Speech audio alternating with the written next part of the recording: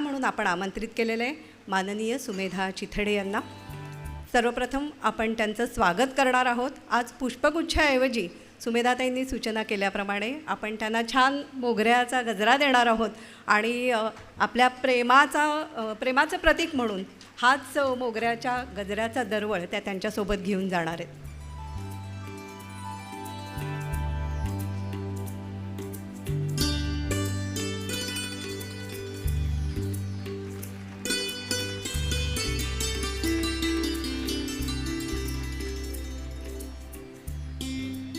आणखी एक अमर हिंद मंडळाची आठवण भेट म्हणून आपल्या संस्थेचं स्मृतिचिन्ह देण्यासाठी मी आपले कार्योपाध्यक्ष राजेंद्र कर्णिक सर यांना विनंती करते की आपण स्मृतिचिन्ह देऊन स्वागत करावं.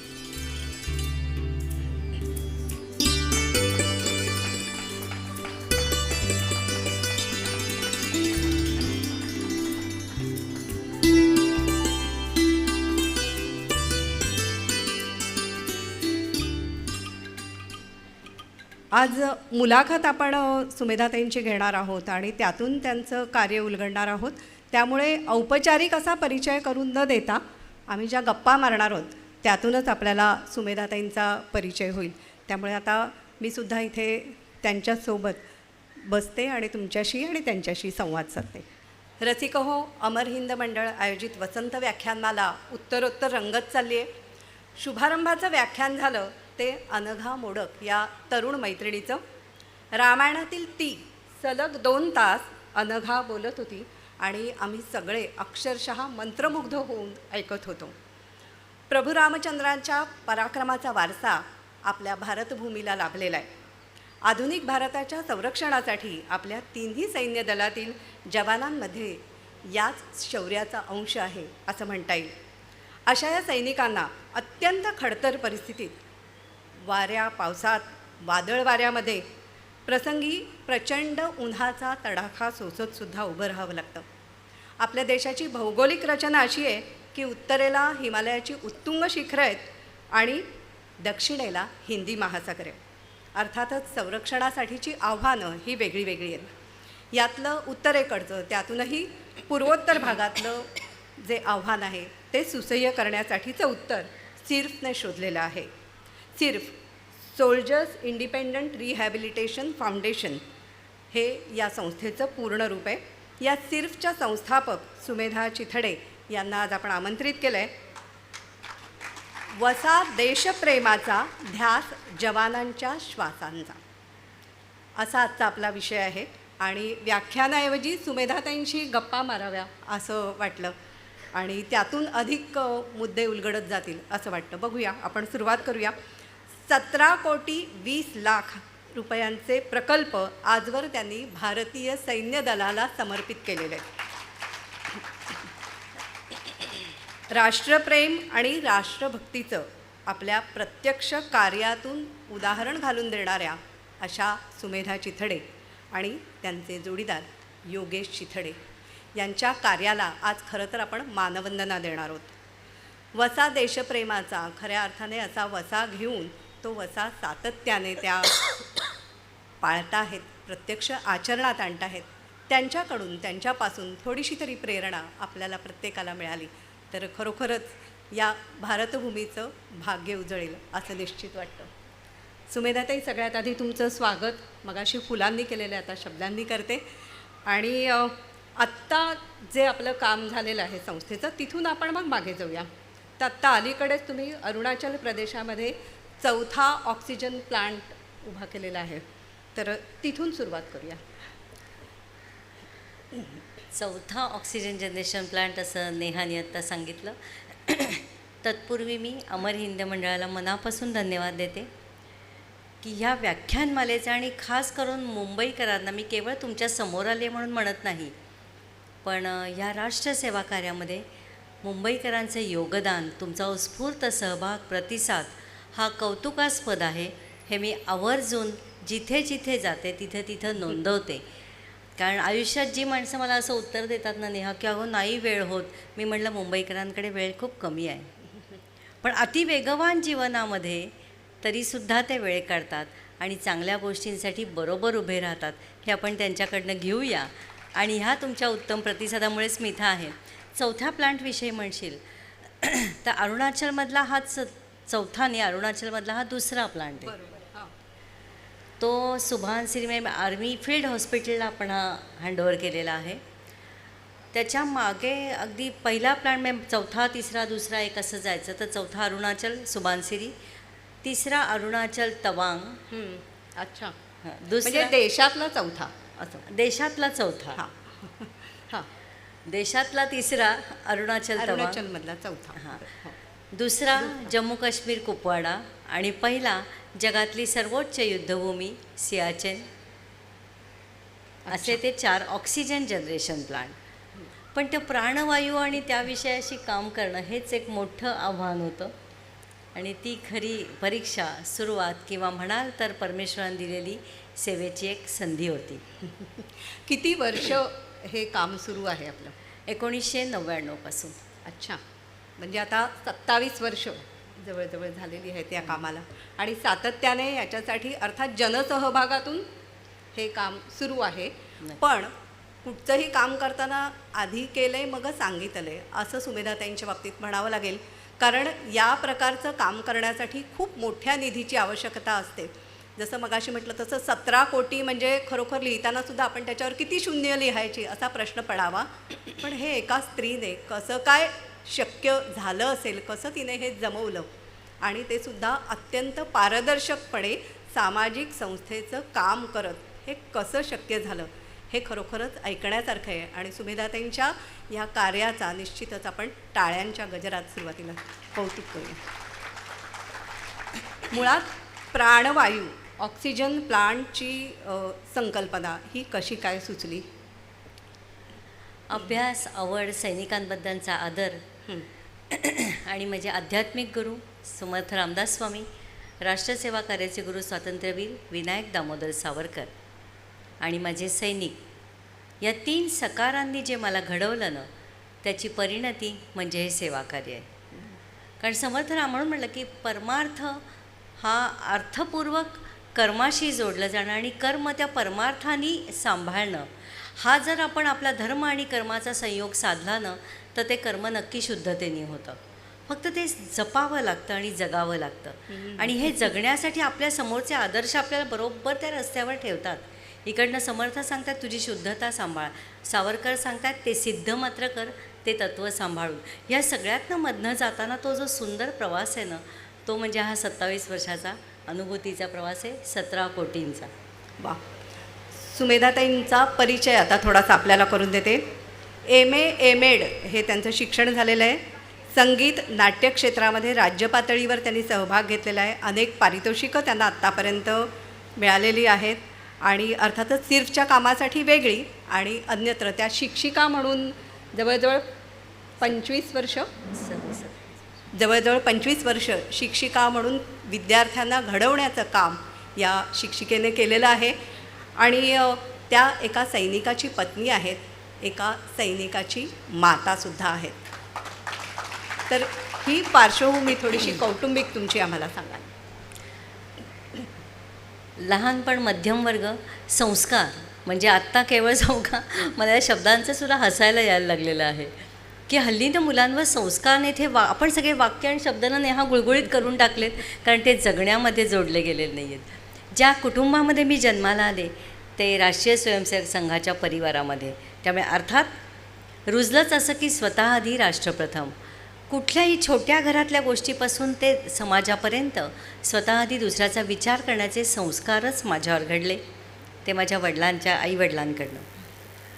घरामध्ये जे दृष्टीला पहिल्यांदा आपल्याला पडतं ना त्या वयांमध्ये की ते आपोआप मनावर ठसतं, तेव्हाच माझ्या नजरेला सतत पडत होते डॉक्टर हेडगेवार, गोळवलकर गुरुजी, स्वातंत्र्यवीर सावरकर, थोरले बाजीराव पेशवे आणि छत्रपती शिवाजी महाराज. मी ह्या एन्व्हायरमेंटमध्ये होते. मी घरामध्ये चर्चा, वडिलांचं वाचन, मला त्यांनी वाचनाला केलेलं प्रवृत्त, ती दिशा, घरामध्ये दूरदर्शन आणि हे आत्ता जो आलं आहे ना आपल्या सगळ्यांचा अगदी प्राणच म्हणजे या सगळ्या गोष्टी नव्हत्याच. आणि त्यामुळे माणूस माणसाशी जोडलेला होता. त्याच्यातनं त्या संस्कारातनं घडत होते आणि वाचनाने झपाटले होते. एकदाच वय तसं लहान होतं. काळं पाणी आणि माझी जन्मठेप ही दोन्ही पुस्तकं वाचली आणि माझं जीवन बदललं. वाचन मी काय म्हणते, खूप व्याख्यानं होतात, खूप चर्चा होतात, खूप मुलाखती पण होतात, पण त्या फक्त शब्दांपुरत्या राहतात. जोपर्यंत त्यातले शब्द, त्यांचे संस्कार, त्यांची वाक्य आणि त्यांचं जगणं हे आपल्या जगण्याशी जोडून आपण ते कर्मात जपत नाही ना, तोपर्यंत हे सगळं वाया आहे असं मला वाटतं. म्हणजे ते चुकीचं आहे असं नाही, निदान त्या निमित्ताने, जसं आता छत्रपती शिवाजी महाराज जयंती किंवा आता ती दहीहंडी, मला ना हल्ली यातना हा शब्द ह्या गोष्टी बघून की महाराज नेमके कुठं आहेत. आज संपूर्ण जगभर ज्यांची युद्धनीती अभ्यासली जाते असा राजा आपल्या महाराष्ट्राचा आहे. आपण आता महाराष्ट्र गीत सुरुवातीला म्हणलं, आपण कधीतरी ह्या शब्दांच्या अंतरंगात जातो का? कर्माच्या ह्यानी म्हणते मी, कर्म सांभाळावं कसं ते या कृतीतनं शिकले की सगळ्या राज्यांची नावं बघा, आपल्या फक्त राज्यामध्ये राष्ट्र आहे, महाराष्ट्र. मग हे राष्ट्र भावना, राष्ट्रप्रेम, राष्ट्रसेवा आणि त्याग जपायचं कोणी? तर ते फक्त पुस्तकातलं नाही. आणि सावरकरांचं जगणं, मी तर स्वातंत्र्योत्तर काळात जन्माला आलेली, मग हे पारतंत्र्य मी अनुभवलेलं नाही. आणि हा ज्यांनी आपल्या सगळ्यांसाठी, भारतवासियांसाठी, सावरकरांसह अनेक क्रांतिकारक मी म्हणते, पण ज्यांनी माझ्या जीवनाला दिशा दिली, ते एक वाक्य आपण म्हणतो ना, मी कायम वाक्य, मंत्र, विचार, तर ते मंत्र मला सावरकरांनी दिला, देहाकडून देवाकडे जाताना मध्ये देश लागतो आणि या देशाचं आपण देणं लागतो. आपण वाचले की सगळ्यांनी, काय न वाह. कदाचित उद्या सिनेमा काढला की त्याच्यात वाक्यच हे केलं जातं. जसं आमचे कॅप्टन विक्रम बात्रा, परमवीर चक्र विजेते, ये दिल मांगे मोर, पण त्याच्या मागे काय आहे? तो सैन्यातला अधिकारी काय मागत होता? सावरकरांचं हे सांगणं काय आहे, ते जगण्यात कसं आणायचं, देहाकडून देवाकडे. शब्दाला मी अडत होते आणि सावरकर वाचत होते. ते संस्कारांचा विषय म्हणून दुरुस्ती करते, हे जे वाक्य आहे त्यांचे, बरोबर, हो, हे सावरकरांचं नाहीये, हो, असं मी ऐकलं. पण रणजित सावरकरांनीच मागे एका कार्यक्रमात सांगितलं होतं. पण हा विचार अत्यंत श्रेष्ठ आहे. म्हणजे आणि त्यांचं जगणं तसं तरी सावरकरांचं जगणं मात्र हे त्या प्रकारचं होतं. पण मी तो त्यांचा मंत्र मानते, कारण त्यांचं जगणं तसं होतं. मंत्रांना सामर्थ्य कधी येतं, जेव्हा त्याच्याशी जगणं जोडलेलं असतं. बरोबर. आणि मग म्हटलं देहाकडून देवाकडे म्हणजे नेमकं काय ते कळायचं वयही नव्हतं. आणि एकीकडे माझी जन्मठेप आणि काळं पाणी सातत्याने वाचत होते. मनाचा गोंधळ चालला होता की हे काय, कशासाठी. आणि ते वाचता वाचता वडील मला बघायचे आणि बघता बघता जेव्हा ते मला एकदा म्हणले ना की काय ताई, सावरकर फक्त वाचनात का, जगण्यात कधी. आणि हे कुटुंबातनं एक चपराक बसणं खूप वेळेत गरजेचं असतं की कृतीला दिशा कधी देतेस किंवा जीवनात सावरकर कसे आणणारेस. तेव्हापासून जी मी अस्वस्थ झाले, मग ती मी तेव्हा अविवाहित होते आणि माझ्या विवाहासाठीच मग मी एक तर मला त्याच्यात जायचं नव्हतं की प्रपंच वगैरे हा माझा पिंड नव्हे, हे प्रामाणिकपणे सांगते. पण तो काळ तसा नव्हता की आई वडिलांना नाही माझं करिअर वगैरे असं आगाऊपणाने उत्तरं देण्याचा काळ नव्हता. असं चुकीचं स्वातंत्र्यही नव्हतं की मी म्हणेन तसं वगैरे. त्यामुळे आईवडिलांचं ऐकणं भाग होतं. आणि मग योगेशजींची भेट कशी? आणि मग मी वडिलांना अट घातली, कारण लग्न न करायचे पळवाटा कुठनं शोधायच्या. म्हणून मी वडिलांना सांगितलं, अच्छा बरं, अगदी तो आता म्हणताच का तुम्ही, मग असं करा, मला सैन्य दलातल्या व्यक्तीशी माझं लग्न करायचं आहे. ती बाळबोध समजूत माझी अशी होती की ही माणसं कधी सुट्टीवर येणार, ती मला कधी भेटणार, वडील कधी बघणार आणि माझं लग्न कधी होणार. त्या म्हणजे तो प्रलॉन विषय करणं, ह्याच्यासाठी मी माझ्यापुरती खुश होते, पण त्याची योजना काही वेगळीच असते. आणि एकाच ठिकाणी आम्ही राहणारे, आमची भेट झाली. मी माझ्या नवऱ्यालाही तीच अट घातली होती की माफ कर, एक स्वाभाविक स्त्री सुलभ म्हणून ज्या चौकटी असतात प्रपंचाच्या, त्यातली योग्यतेची मी स्त्री नव्हे, हे मी प्रामाणिकपणे मान्य करते.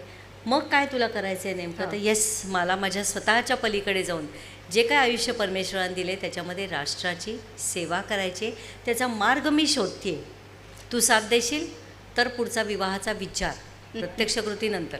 पण एवढा धीटपणा त्या काळात होता तुमच्यामध्ये? हो, होता. हां, बरं. आणि मग नक्कीच म्हणजे आज मी त्यांना खूप मिस करते, कारण त्याची साथ, आपण म्हणतो बोलणं आणि करणं. म्हणजे आमच्या आठवत नाही इतक्या वर्षाच्या प्रपंचामध्ये आम्ही दोघं कधी प्रापंचिक कौटुंबिक गोष्टींवर, विषयांवर गप्पा मारल्या. सतत ते ध्येय, ते पूर्ती कशी होईल, त्याच्यासाठी कोणत्या योजना, कोणता मार्ग. कारण एक हे काम जे आहे ना, याला कितीतरी अँगल आहेत. बरोबर. पण मग योगेशजी सुद्धा सैन्य दलामध्ये शॉर्ट सर्व्हिस येस, ते एअरफोर्समधनं निवृत्त झाले होते. त्यांचा तेव्हा बॉन्ड होता, तो संपवून ते पुण्यात आले होते आणि माझ्यासाठी त्यामुळे ते एअरफोर्स हा शब्दच खूप पुरेसा होता. वा. की तो युनिफॉर्म त्या माणसांनी घातलाय, राष्ट्राची सेवा केली त्या युनिफॉर्ममधनं, आणि ते कष्टाचं जे जीवन आहे ना, ते त्यांचं कल्चरच असं आहे की तुम्हाला घडवतातच त्या ट्रेनिंगमध्ये स्वतः आधी दुसऱ्याचा विचार. आणि हा फोर्स उपयोगी पडला नक्की एअरफोर्सचा. नक्की नक्की. बरं. पण आणि- मग सिर्फची स्थापना ही येस, कधी झाली? मग त्याच्यानंतर आमचं वैवाहिक जीवन सुरू झालं, पण ते माझ्या डोक्यात जे होतं ना, घुमत होतं, तो किडा काही थांबलेला नव्हता. 99चं युद्ध आलं कारगिलचं, आणि काय माहिती काय घडलं माहीत नाही. मी त्या एक दिवस तो असा होता की मी नवऱ्याला म्हटलं की नाही माझं, कारण आपण सगळेजण ते युद्धनं मीडियातनं वाचत पाहत ऐकत होतो, आणि आपले सैनिक काही शहीद होत आहेत, काही जखमी होत आहेत, असं खूप काय काय चाललं होतं. म्हटलं नाही, मग मी काय करते, अरे रे बापरे, काय तो पाकिस्तान वगैरे आपण ना काहीही बोलतो इथं बसून, माहिती का. तर म्हटलं नाही, जे सैनिक आपल्या सगळ्यांसाठी आत्ता आपलं प्राण देत आहेत ना, त्याच्यासाठी मी काय करू शकते. तर महाराष्ट्र आणि महाराष्ट्राच्या आसपासच्या खेडेगावामध्ये जे आपले सैनिक शहीद होत होते, त्यांच्या घरी आम्ही दोघांनी जायला सुरुवात केली. बरं. आणि मग त्या प्रसंगाने ना आतून आपण बदलून जातो. काही पार्थिव घरी येत आहेत, आणि त्यावेळी जो त्याला माहोल, हा शब्दसुद्धा कदाचित चुकीचा असेल, पण ते पचवणं त्या कुटुंबियांना, याच्यासाठी एक वेगळीच ताकद लागते. मृत्यू प्रत्येकाला आहे हो. तुम्ही अहो, कारण सांगू का, या क्षेत्रात कामं करता करता नेहानं मी, त्यात काय त्या सैनिकांच्या मरणाचं, त्या मरायचा सुद्धा त्यांना पगार दिला जातो, एवढी उच्च मानसिकता असणारी माणसं आपल्याच राष्ट्रात आहेत. सो त्यांना त्या मृत्यूचं काय करणार. आम्ही आमच्या स्वार्थापोटी फक्त मी माझं ह्या चौकटीत बांधलं गेलेलो आहोत, आणि ते मी, माझ्या आधी माझं राष्ट्र प्रथम, मग माझे सहकारी, आणि सगळ्यात शेवटी मी. ही विचारधारा आहे आपल्या सैनिकांची. ती विचारधारा त्यांच्या रक्तात भिनवलेली आहे, आणि तसे ते जगतात, फक्त बोलत नाही. हीच ती सायकॉलॉजी, फिलॉसॉफी त्या कॅप्टन विक्रम बात्रांच्या दिल मांगे मोर तिथं आहे. काय मागितलं, आम्ही सॉफ्ट ड्रिंकची ॲड केली त्याची, मग म्हटलं आम्ही समजायलाच कमी पडतो.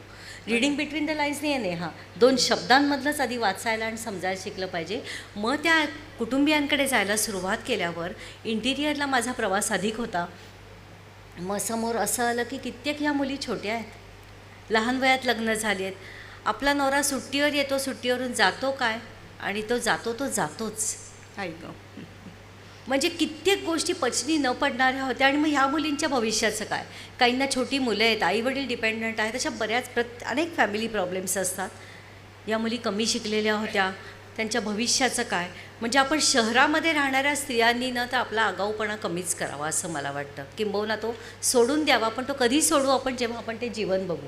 मी चांगल्या अर्थी आगाऊपणा म्हटलं की आपल्याला आपल्या वेशभूषेचं, बोलण्याचं, मला आत्ता हे खायचं आहे, ते पाहायचं आहे, हे स्वातंत्र्य आहे आपल्याला. खरं. इथपासून त्या मुलींना की अच्छा नवरा गेला आणि तू असा पंजाबी ड्रेस घालतेस, आता काय म्हणजे ह्याचा कशाशी संबंध आहे का. त्या मुलींना समाजात वावरणं सुद्धा जिथं आव्हानात्मक ठरतं, तिथं त्या मुलींना मुक्तपणे जगून तिचं शिक्षण देणं ही मला पहिली अडचण वाटली. आणि त्याच क्षणी आम्ही दोघांनी तिथल्या 2 मुलींना दत्तक घेतलं. अच्छा. या शहीदांच्या 2 पत्नींना. कारण ती धारणाच आहे की काम तू कर हे तर सगळ्यात सोपं आहे. म्हणजे ह्या वीरपत्नी आहेत, शहीदांच्या वीरपत्नी. दोघी छोट्या, त्यातली एक माझी मुलगी तेव्हा 12वीतच होती, आणि दुसरी ती पण अशी 18-20 वर्षाची असेल. किती लहान मुली, म्हणजे खूप लहान. त्यांचं तारुण्य सगळं. तिच्या 2 जुळ्या मुली, म्हणजे आपल्या मुलींच्या पहिल्या वर्षाच्या वाढदिवसाला तो आला, गेला तो परतच आला नाही. त्या मुलींना त्यांचे वडील पण आता बघायलाही नाही मिळाले, आठवतच नाही. मग ह्या मुलींनी जगावं कसं. आजही आपल्याकडे कुठेतरी रूढी प्रथा परंपरानुसार त्या मुली तिथेच अक्षरशः कुजत राहिल्या असत्या. अशा त्या 2 मुलींच्या कुटुंबाला मी, म्हणजे तुम्ही विश्वास ठेवू नका, मी तुम्हाला नाही म्हणते, मी त्या कुटुंबियांना, कारण तेव्हा मी त्यांच्यासाठी नौकी होते.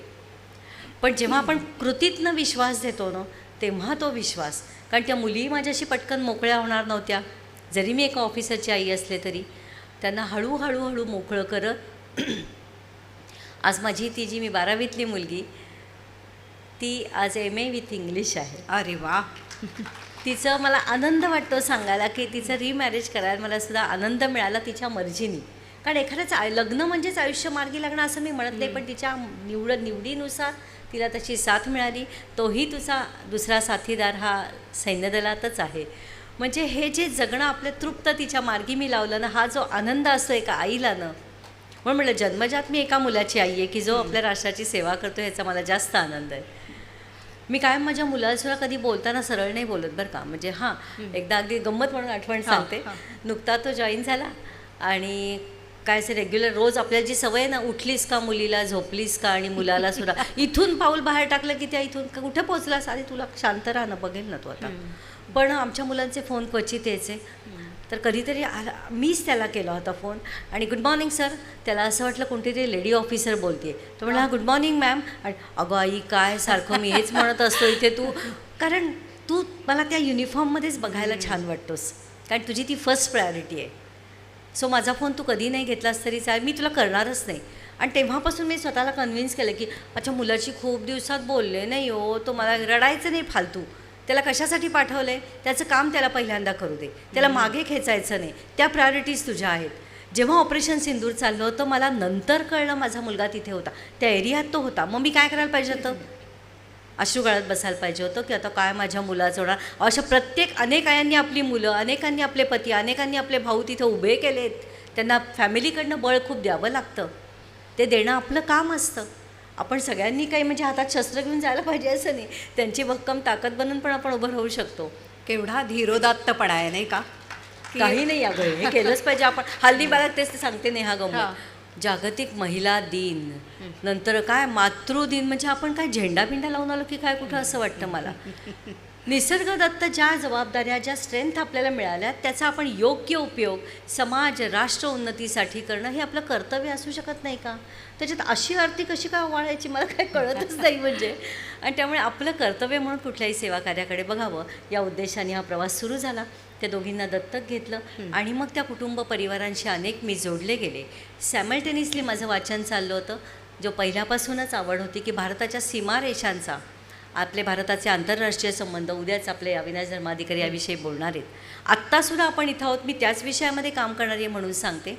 आपली सर्वसाधारण धारणा अशी आहे ना की अच्छा ते अमेरिका, इराण, इस्रायलला माझा काय संबंध, माझं छान चाललं आहे की नाही, सकाळी उठतो, फिरून येतो, व्यायाम, मग योगा आणि वगैरे, आम्ही आमच्या चौकटीत फॅन्टॅस्टिक आहोत आम्ही. मग ते तिकडे लढतात, मी कशाला. अरे आपली विचारधारा आणि विचारधारणा ही खूप गरजेची आहे भविष्यातले इफेक्ट्स त्याचे विचार करून जगण्यासाठी, आणि त्याची पूर्वनियोजन हे आत्ता हे सैन्य दलामध्ये. पुढची विजन ठेवून आधी आत्ता विचार करणं, ते झाल्यावर बघू नये. आणि आज सुदैवाने असं नेतृत्व आपल्याला आहे लाभलेलं की ती व्हिजन ठेवल्यामुळे आज आपण अक्षरशः प्रत्येक ठिकाणी संघर्षाला सामोरे जात नाही आहोत. त्यामुळे आजही आपल्यासमोर आव्हान आहे, कुटुंब संघटन, राष्ट्र संघटन आणि राष्ट्रभक्ती, राष्ट्रसेवा हे संघटितरित्या होणं.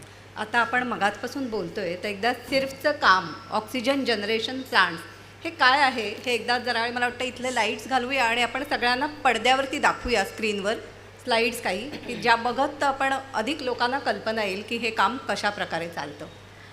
जगातल्या सर्वोच्च युद्धभूमीवर पहिला ऑक्सिजन जनरेशन प्लांट, जगातली सर्वोच्च युद्धभूमी इथं मी सियाचेन म्हणलेलं आहे. 4 ऑक्टोबर 2019 रोजी 2.5 कोटींचा तो प्लांट आपण सैन्य दलाला तिथल्या फील्ड हॉस्पिटलला समर्पित केला. हे सगळं मी एकदा तुम्हाला दाखवते आणि नंतर त्या प्लांट्सविषयी बोलते. हा 2.5 कोटींचा प्लांट. आणि हे जे व्यक्तिमत्व माझ्यासोबत आहे ना, हे आहेत लेफ्टनंट जनरल YK जोशी. हे कोण आहेत माहिती आहे, आपल्याला कारगिलचं युद्ध जिंकून देण्यामध्ये ज्यांचं मोठं योगदान आहे, अशा व्यक्तींना भेटणं, पाहणं म्हणजे मनुष्यातलं देवत्व किंवा तो देव माणूस तिथं मला भेटलेला असतो की कुठंही मी केलं हा गाजावाजा किंवा तो आविर्भावच नव्हता. आपलं आपलं कर्तव्य ते करत असतात. हे लेफ्टनंट जनरल YK जोशी, माझे मिस्टर त्यावेळी सोबत होते. नेक्स्ट हा सगळा पहिला प्लांट. तिथली एक आठवण सांगून पुढं जाते. जरूर. हा प्लांट तिथं आम्ही समर्पित करत होतो. काय असतं बघा सैनिकांच्यामध्ये, मागे बरेच सैनिक जे तिथं पोस्टेड होते ते होते. आम्ही आमचे ट्रस्टी सगळे आम्ही एक आपापसात बोलत होतो. त्यांनी आम्हाला आम्ही मराठीत बोलत होतो. तर तो आला तिकडनं धावत धावत. त्यांना आपली भाषा, तो आपला महाराष्ट्रातला तिथं पोस्टेड होता, भाषा ऐकून त्याला अक्षराचा कंठ असा दाटून येत होता माझ्याशी बोलताना. अच्छा तुम्ही महाराष्ट्रातून आला आहेत, कुठून आहात, मग मी साताऱ्याचा आहे वगैरे. ओके. इतका म्हणजे छोट्या गोष्टीतनं ती आत्मीयता असते. ते झालं. आणि मग त्याच्याबरोबरचे सहकारी, नमस्ते मॅडम जी आप कहाँ से हो वगैरे, ते सगळं झालं. मग अजून तो म्हणला, आपको पता है आपने क्या किया है? आपल्याला पत्ता नसतो परमेश्वर आपल्या हातनं काय करवून घेतो. तर मी अशी त्याच्याकडे मी बघत राहते हो या लोकांकडे, कारण इतकी ती निर्मलता चेहऱ्यावर असते, कुठेही आम्ही केल्याचा भावच नसतो. तर आपको पता है आपने क्या किया है? आपने तो भगवान का काम किया है. अच्छा, वाह. जब मैं और मेरे साथी साथ में निकलते हैं, थोड़ी देर बाद पता चलता है मेरा साथी मेरे साथ नहीं रहा इस ऑक्सीजन की वजह से.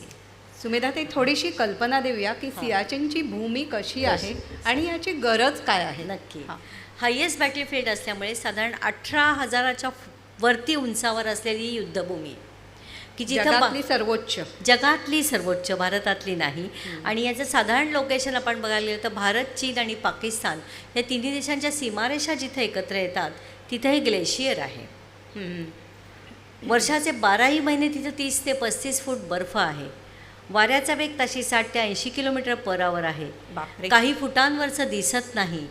Chilblain, frostbite, memory loss, weight loss, अन्नाला चव लागत नाही, तहान लागत नाही.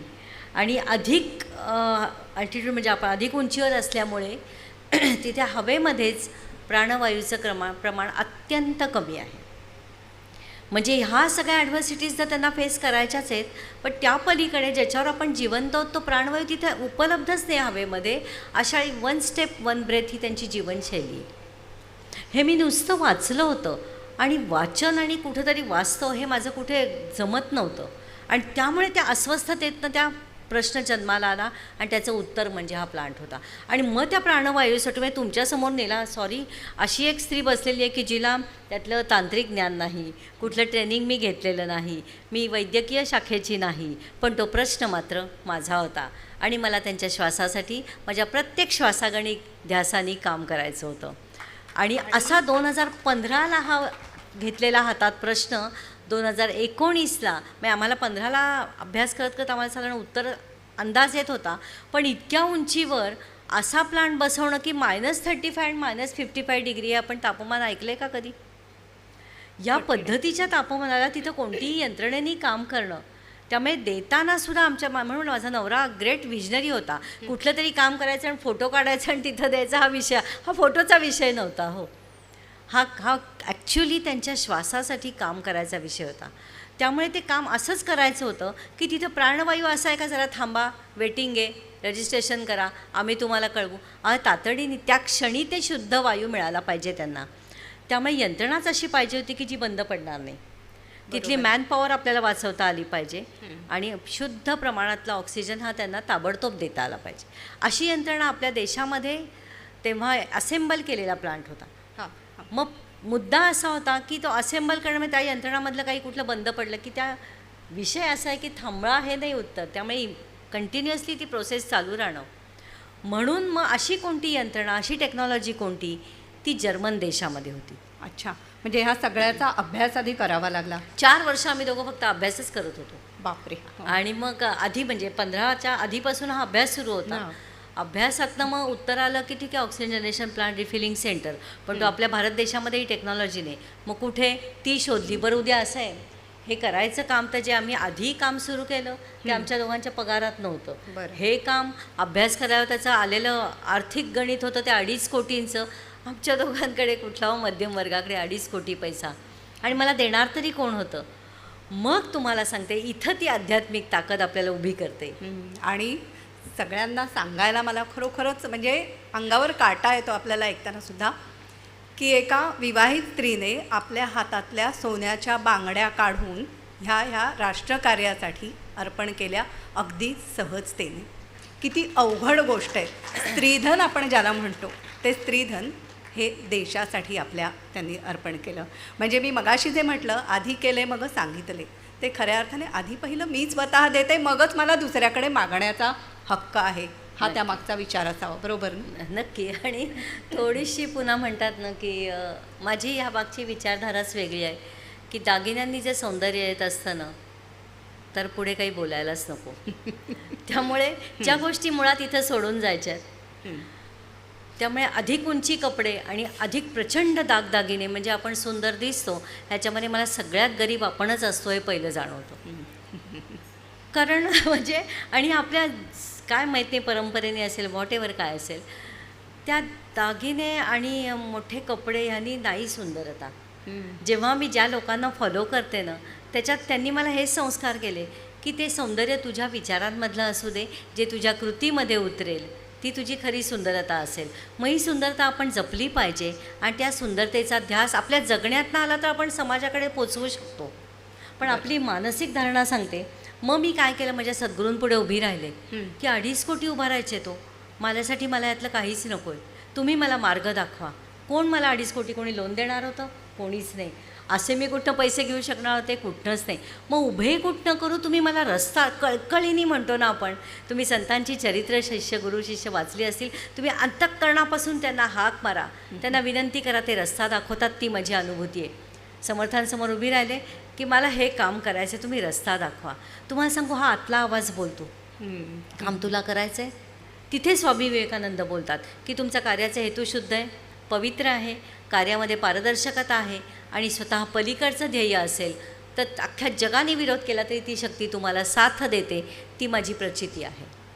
आणि मग 2.5 कोटी उभारायचे आहेत ना, खांद्याला झोळी अडकव, तुला कुठं तुझ्यासाठी मागायचे आहेत. आतनं उत्तर ऐकायला खूप छान होतं, पण प्रत्यक्ष कृती अंमलबजावणी करताना कल्पना करा, खांद्याला माझ्या अडकवायच्या आत मनात तर विचाराला तो एक्झिक्यूट कसा करायचा. आणि ह्याच्यात मी संवाद माझा इतर कोणाशीच नव्हता.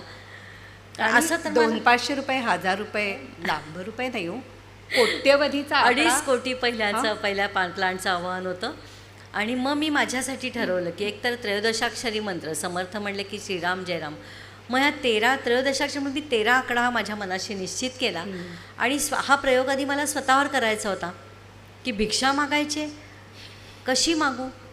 मग मी 13 दिवस 13 घरी आहे, ज्याला आपण पायलट प्रोजेक्ट म्हणतो ना, अशी सुरुवात करायची ठरवलं. समर्थांना नमस्कार केला, झोळी खांद्यावर अडकवली, नवऱ्याशी पण बोलले नाही.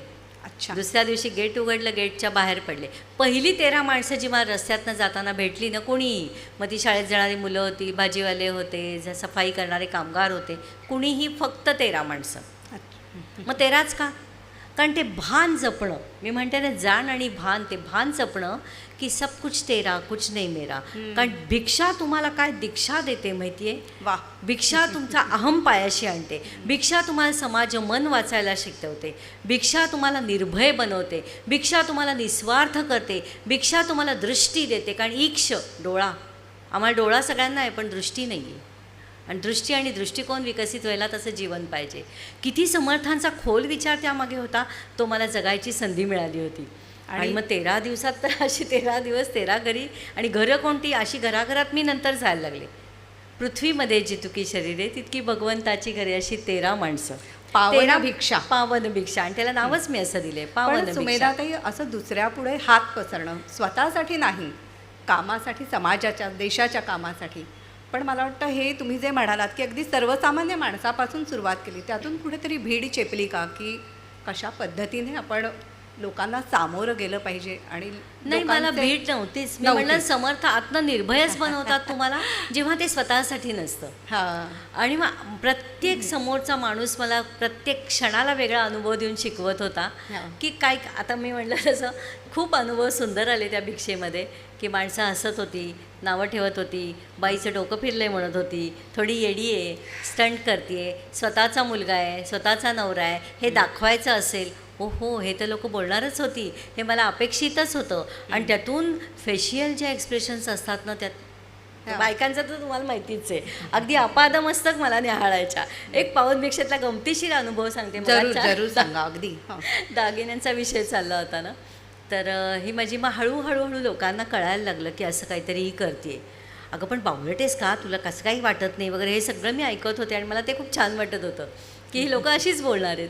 आणि मग एका ठिकाणी एक काकू, अगं आमचं ना भजनी मंडळ आहे, जरा आमच्या इथे येशील का भिक्षा मागायला. म्हटलं हो जरूर येईल. भिक्षेला कुठं काय बंद नाही, इकडं नाही तिकडं नाही. म्हटलं हो येते. गेले बरं का, मी गेले. पण म्हटलं माझा कटाक्ष असा आहे, मी कुणाच्या घरात येणार नाही. भिक्षेच्या वेळी मी कुणाकडे जेवण खाण, चहा पाणी, मस्त पाहुणचार हे होणार नाही. बरं ठीक आहे. मग अगदी त्यांच्या दारादारात गेले तर तिथल्या एक आजी त्या शेजारी राहणाऱ्या होत्या. भिक्षा झाली आणि त्या अगदी अशा आल्या की सुमेधाताई जरा तुमच्याशी बोलायचं आहे. म्हणलं बोला काकू. मी ना म्हणे तुमचे व्हिडिओ पाहिले होते अच्छा. म्हटलं हो का, चला. म्हणजे मला आनंद वेगळा कशाचा, की अच्छा कुणाला तरी काम पोचतंय, काम हा माहिती मेसेज आहे त्यांना. पोचतोय. हां, हां. पण आमच्या काकूंपर्यंत वेगळाच मेसेज गेला होता. काकू मला म्हणल्या, अहो सुमित्राताई, तुमचा मी एक व्हिडिओ पाहिला ना, त्यात जी साडी तुमच्या अंगावर होती ना, तीच आज तुमच्या अंगावर आहे. अरे देवा. माणसाला उन्नत व्हायला आपण कुठे आहोत बघा. माझा हेतू काय, माझी कृती काय, माझा उद्देश काय, आणि तुम्ही माझं पाहताय काय, आहे ना. कठीण आहे खरंच. मला राग नाही आला, मला दुःख पण नाही झालं. मला असं वाटलं की काय करू समाजाला, मी काय करते हे, म्हणजे मी काय कशी दिसते ह्याला महत्त्व आहे का मी काय करते ह्याला महत्त्व आहे, ते जाणून घ्या. तो प्रश्न जाणून घ्या. मी कशासाठी तुमच्या दारात आले ते म्हणून म्हटलं, ह्या प्रश्न इतका सोपा नव्हता. 2.5 कोटी ह्या पद्धतीने कसे उभे राहणार होते. मग मी ते प्रेझेंटेशन कसं, की ही भूमी आहे कशी, इथली आव्हानं काय आहेत, सैनिकांच्या ॲडव्हर्स कंडिशन्स काय काय आहेत, आणि त्यांची जी विचारधारा आहे जी त्यांच्या जगण्यामध्ये आहे. आधी राष्ट्र, मग माझे सहकार्य, आणि सगळ्यात शेवटी मी. हे केवळ बोलत नाहीत, कारण आपण तर भारत माझा देश आहे म्हणतोय की, बरोबर. पण मग ते माझे पण कुठे देशाच्या बाबतीत. देश फक्त क्रिटिसाइज करायला आहे. सो ते होता कामा नये. म्हणून मग मी ते प्रेझेंटेशन जे माझं 1-2 तासाचं असतं, राष्ट्राय स्वाहा इदम न मम, कारण ही पुन्हा विचारधारा आहे, यात माझं काहीच नाही आहे. आणि असं जेव्हा मी म्हणीन, जेव्हा ते जगीन आणि जपीन, तेव्हाच ते मला साथ देतील. आणि मग त्या 2-2 तासांच्या कार्यक्रमातनं पहिलं मला मुंबईकरांनी उभं केलं.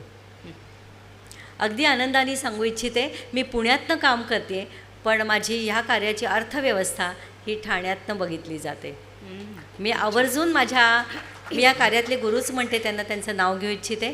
आपल्या ठाण्यातले तसे जुने CA आहेत, CA विनोद करंदीकर, CA कल्पना राईलकर, CA जयदीप सहस्रबुद्धे, CA शेखर कुलकर्णी, आणि ही जी माझी सखी इथं आली, ही लोकं ना सुजाता संत या BMCमध्ये मोठ्या पदावर होत्या, पण म्हणतात ना की स्वतः पलीकडे जाऊन या कोणी माझ्याबरोबर येण्या जाण्याचे पैसे, मानधन, या गोष्टी माझ्याबरोबर काम करणाऱ्यांना कोणालाच मिळत नाहीत, कारण मीच घेत नाही. कारण सेवा तेव्हाच जेव्हा आपण त्यातनं मोबदला अपेक्षित करत नाही. अशी साथ मला मिळत गेली, आणि मग ते काम हळूहळू उभं राहायला लागलं. मग ते विचार पोचला, आणि तेव्हापासून जी मी फिरते ती माझी झोळी अव्याहत 26-27 वर्ष, ही झोळीची 17 कोटींची ताकद आहे. वा. ती समर्थ कृपेची ताकद, ती झोळी भरलेली आहे ना, ती केवळ समर्थांच्या आशीर्वादाने, समाजाच्या सहकार्याने, आणि समाजाच्या विश्वासाने, आणि सैनिकांच्या राष्ट्रभक्तीने. त्यामुळे ती ताकद मिळतेच जेव्हा तुम्ही त्यातली शुद्धता सांभाळता. आपण एकदा हे प्रेझेंटेशन पूर्ण करूया. येस. हा पहिला प्लांट पूर्ण झाला, आणि मग त्या सैनिकाला त्या श्वासाचं महत्त्व तो मला सांगत होता. आपण प्लांट म्हणजे काय, तर हे कुठलं कन्स्ट्रक्शन नाही आहे. हा 20 फूट कंटेनराइज प्लांट आहे, की ज्याच्यातनं ऑटो ते सगळा हवेतनं सक केला जातो, प्युअर हवा. व्हॉल्यूम त्याला देता आला का इथं, बघाल का जरा. ही सगळी ऑटो जनरेट, एका सिंगल क्लिकवर ही यंत्रणा. राहू दे, अगदी 2 मिनिटाचा, नाही दिलात तरी चाल, राहू दे. बरं, ठीक आहे. फक्त व्हिडिओ चालू ठेवा. ही ऑटो यंत्रणा सगळी काम करते, म्हणजे एअर प्रेशर, एअर कंटेंट्स हे सगळं तिथेच सेपरेट केलं जातं. आणि ह्या छोटा बेबी सिलेंडर, या बेबी सिलेंडरमध्ये तो ऑक्सिजन प्युअर भरला जातो, आणि सैनिकांच्या रिक्वायरमेंटनुसार तो ते घेऊन डॉक्टर यांच्या तिथल्या हॉस्पिटलच्या मार्गदर्शनानुसार त्या गोष्टी तिथे ताबडतोब उपलब्ध झालेल्या आहेत. आणि हा पहिल्या प्लांटला, म्हणजे आजपर्यंत आपण आकडेवारीत जर मोजायचं असेल तर 1.5 ते 2 लाखाच्या वर सैनिक, टुरिस्ट आणि रायडर्स यांच्या श्वासासाठी, आणि स्थानिक नागरिक, हे एवढं मोठं काम राष्ट्रातनं पहिल्यांदा उभं राहिलं. हा तो बेबी सिलेंडर आहे. स्टॉप केलं तरी चालेल. तो 20 फुटी कंटेनराइज्ड आहे, आणि एका सिंगल क्लिकवरती यंत्रणा काम करते. हां, ओके. बस. मला ना त्याच्या स्क्रीनकडे बघायलाच त्रास होतो, त्यामुळे नेक्स्ट मला परत तुलाच हेच असेल ना नेक्स्ट.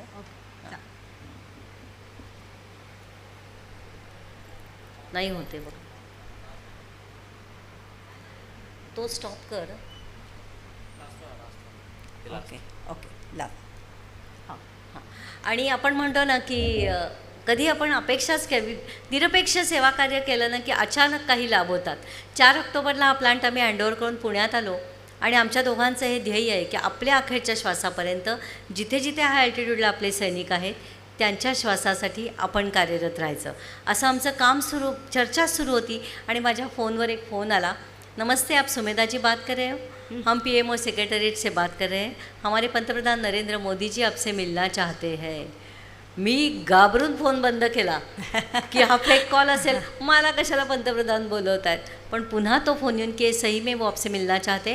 4 ऑक्टोबरला प्लांट पूर्ण झाला. 18 ऑक्टोबरला इथं मुंबईतच BKCला त्यांनी बोलवलं आणि ऑन पेपर 7 मिनिटाची 7 मिनिट्सची असलेली अपॉइंटमेंट आम्ही जवळजवळ 20 ते 30 मिनटं अशा मनमोकळ्या गप्पा नेक्स्ट आमच्या पंतप्रधानांबरोबर. म्हणजे आम्हाला फीलच कुठून नव्हता की आपण पंतप्रधानांशी बोलतो आहे.